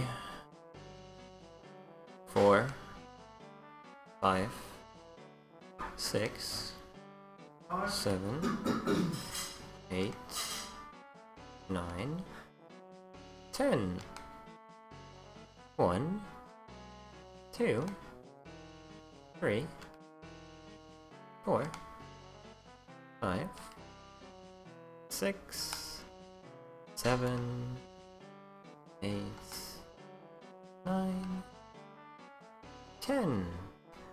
1, 2, 3, 4, 5, 6, 7, 8, 10. 1, 2, 3, 4, 5, 6, 7, 8, 9, 10. 1, 2, 3, 4, 5, 6, 7, 8, 9, 10. 1, 2, 3, 4, 5, 6, 7, 8, 9, Sin. 1, 2, and this is the 63rd time. Very specific reason for that I'm going to explain after we get through this cutscene.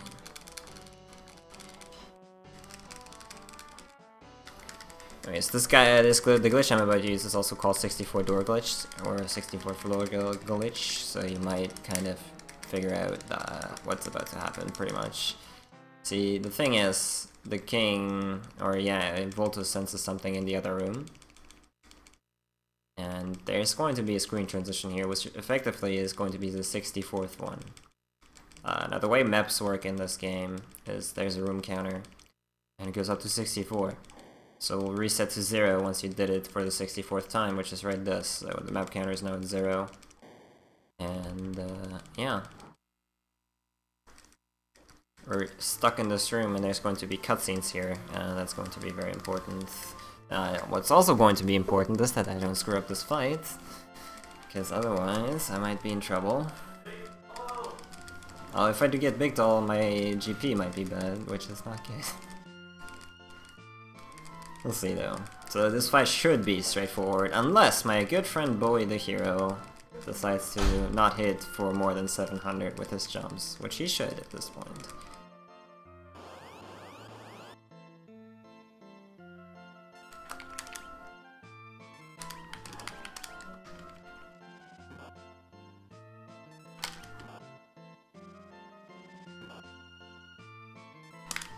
You of course got by ATB, as always.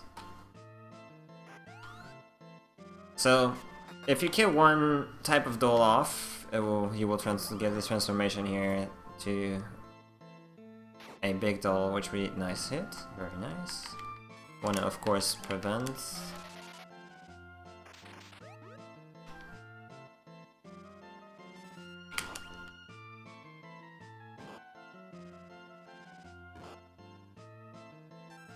No pressure, boy.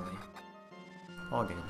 So, the Cal dolls have 1000 HP, the brown dolls have 300. Let's just put it.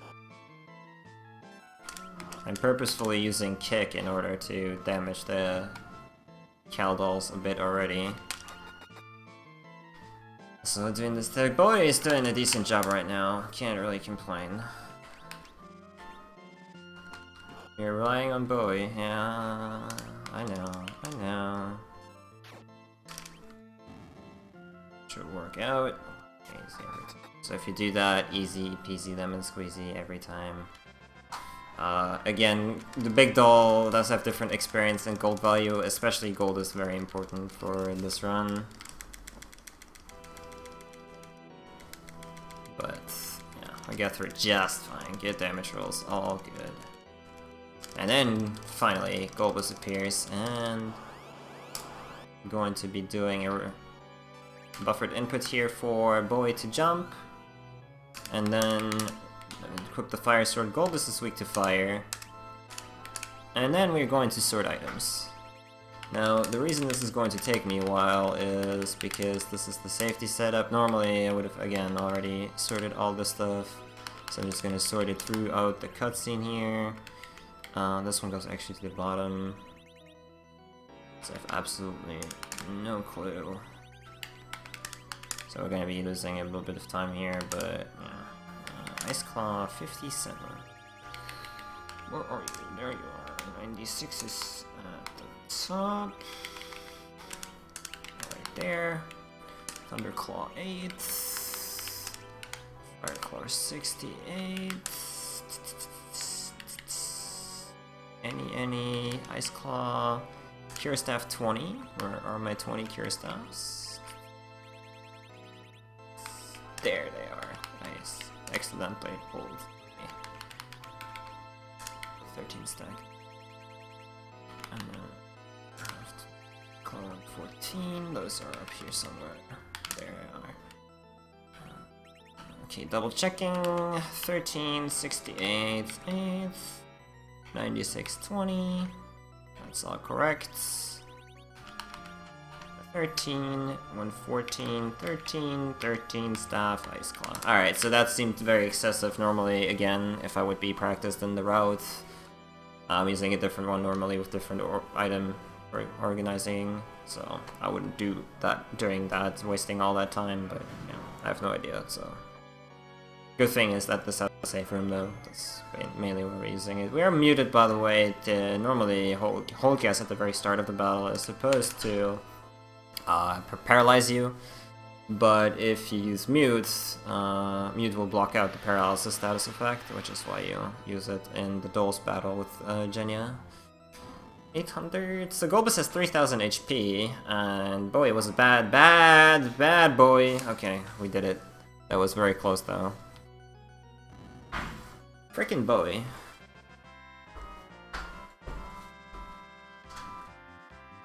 Getting a fanfare while Voltus is bringing out the trash. That's definitely a victory for us. Alright. So now, we get to finally observe the glitch. Again, we're on the counter 0. Room counter is on 0 now. Actually, the trash can is full outside, so... Did you just put it next to it? Yeah, I mean, Yeah. I guess. Yeah. I mean, what else are you gonna do? We're just keeping it interesting. That was 3010? Yeah, that sounds about right. That sounds about right. So, what we're gonna do now... we didn't get a screen transition here, we did get taken out by the cutscene, still room counter 0. But Moonis, who just came back to our party, knows a very interesting spell that for some reason works here. It's the warp spell, which warps you back to the last room you were in. Pow. And we can actually pick up another crystal here, and then we're gonna leave the room, which is going to reduce the room counter by 1, and what's going to happen is magic. So the game is confused, and since we are now at -1, it's gonna keep decreasing our room counter in the negative and put us onto yeah.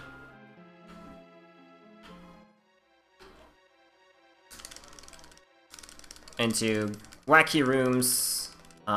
This one was the mage room, which has tiles that you can set up.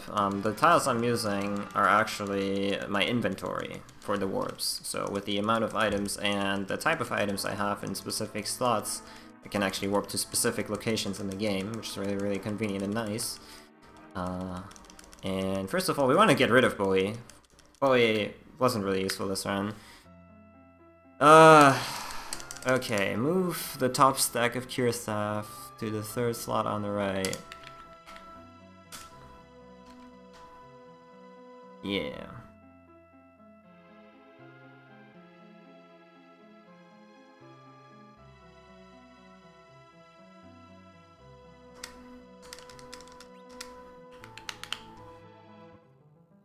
Oh yeah, and we immediately morphed to Fusoya on this route. I was like kinda confused.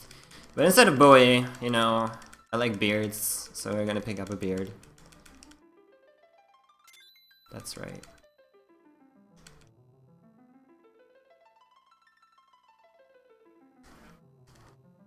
So this is the part that you would normally in a 9 item route, you would normally just go through to this room through your battle speed and settings and whatnot. Do I actually have to change my battle speed? I don't think so. No, it doesn't say so.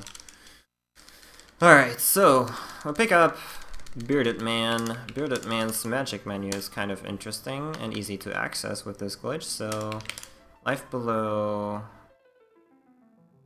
this, and berserk to below float, right? And then can we just flip this? I don't remember this. So fire one stop. I do remember that. Open nuke. I think you can just swap these two though instead. Doesn't really matter. Leave the room. We're gonna return to the mage room. Alright, and now we're going to first off set the mage room as our default room. Very important by doing this, like going up and then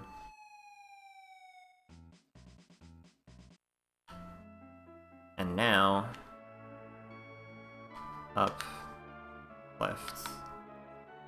Up. Left. Left forever. We're going to be reaching a room with chocobo music. This is how you would normally go to Fusoya. But in this route, we're going to get into a room where there's a save point.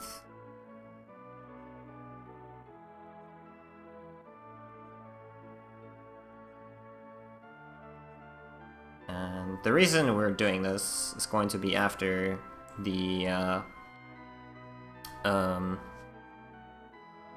save point, actually.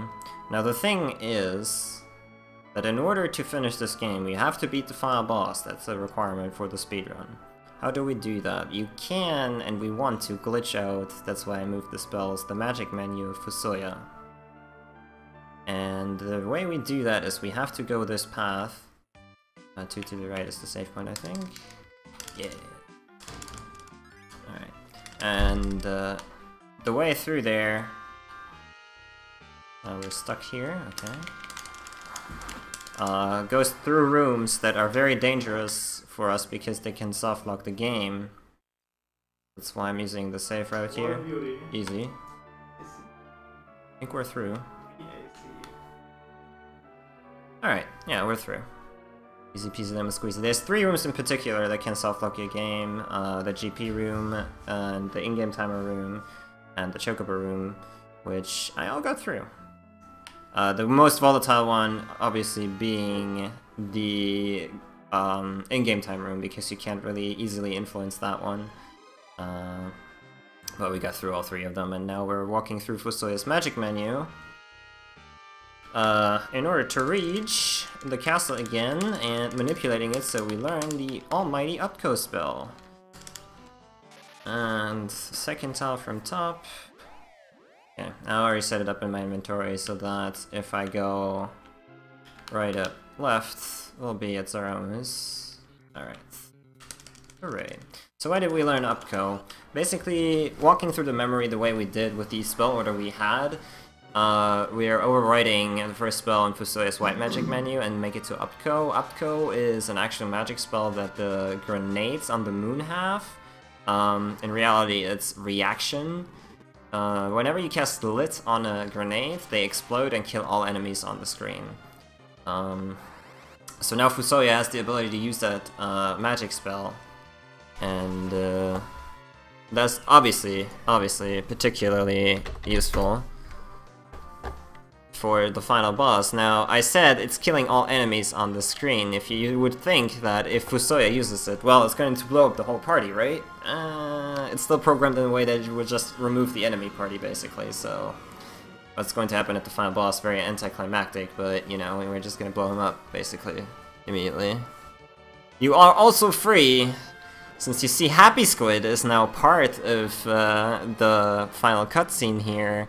Funny story about that. Sid is actually still loaded as a character that is supposed to join you later in the game. Even though if you play through the game, you know after you lose him at Dwarf Castle, he's never joining your party again. But since we do have Fusoya and we enter this cutscene, the game needs to put in another character there instead of Fusoya, and since Sid is available and supposed to be joining the party at some point, they put in Sid. He does actually have his stats and all that good stuff, which is why his magic is hilariously bad. And he's going to be casting Meteor here, and the people in the FF4 community do like to play a little game, Meteor guessing game. So it's going to do between 1600 and 2100 damage-ish.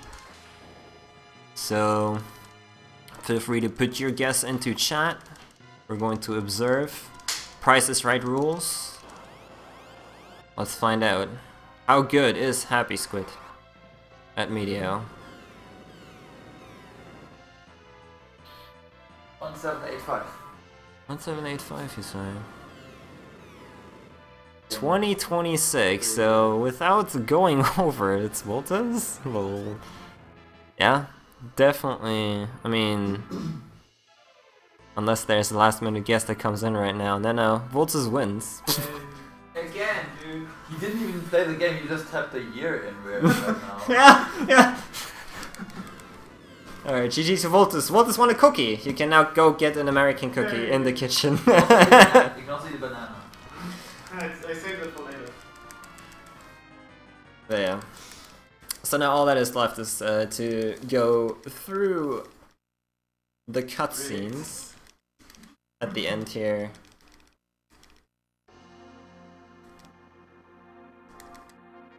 And there's one more noteworthy thing about what's going to happen here. I mean, I already explained how it's basically going to go down.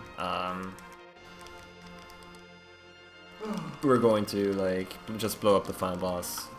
Easy peasy lemon squeezy. But there's still some interesting thing that got discovered very recently, actually.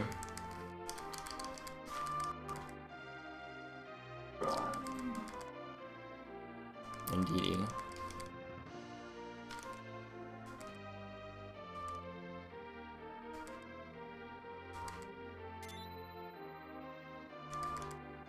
Alright, so, there is a long-ass cutscene here. And you see that GSH3, he can't take it anymore, he has to run away. So this cutscene here, you get like vitality, energy from all your friends, through prayers and whatnot. Turns out though, like normally if you just sit there, you have like the critical animation and all that going on. If you run in this battle, it turns out that it actually saves up to 12 seconds just on lag. Like this cutscene is now going by 12 seconds faster than if you would just sit there. It's really weird, but that's how it is. Also, I got a special surprise for you, I guess. Because normally, if you watch FF4 speedruns, people just blow up Zeromus and that's it.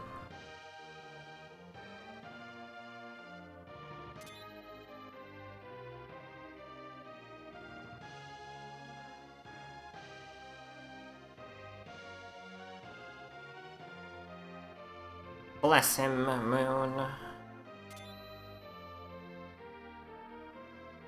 My dear brother. Can't believe Golbus is GSH3's brother.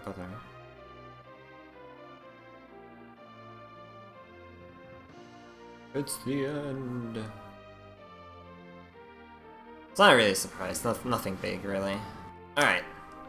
So I guess it's turn, but I don't really think we should. Where's my crystal? There it is. And I kind of want to fight this boss legit.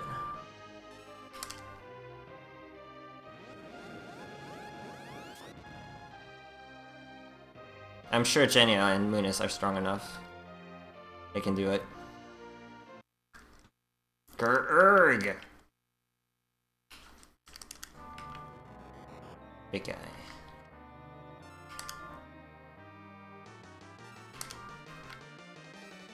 Alright.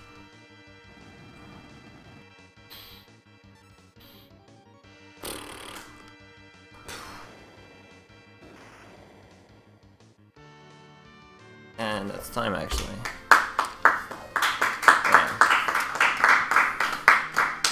You can blow up Zeromus after getting the cool music, and the music will stay until it's supposed to change, which is really cool, I think. Obviously wastes a lot of time, but yeah.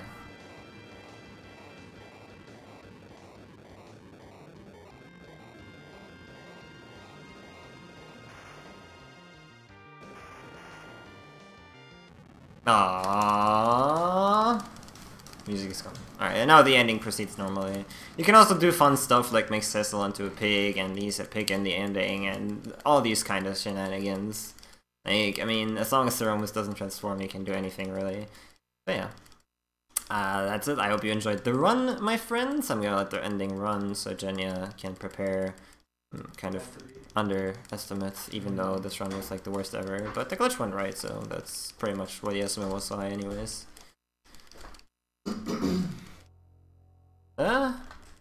What are you doing? I want the PlayStation. Oh, okay. I was like, wait a second, and he crashed the game. Voltus, please! So this is Final Fantasy IV, as you can see. At least we finished the game. This is the ending. If you didn't know, I mean, this is the true ending actually. This one only happens if you kill Zeromus with Fusoya. You might want to try this at home. It's kind of interesting. The pixels are definitely telling a cool story right now. That means Jenny has no time to prepare Mystic Quest though. But yeah, I mean, you can read for yourself. And thus Voltus actually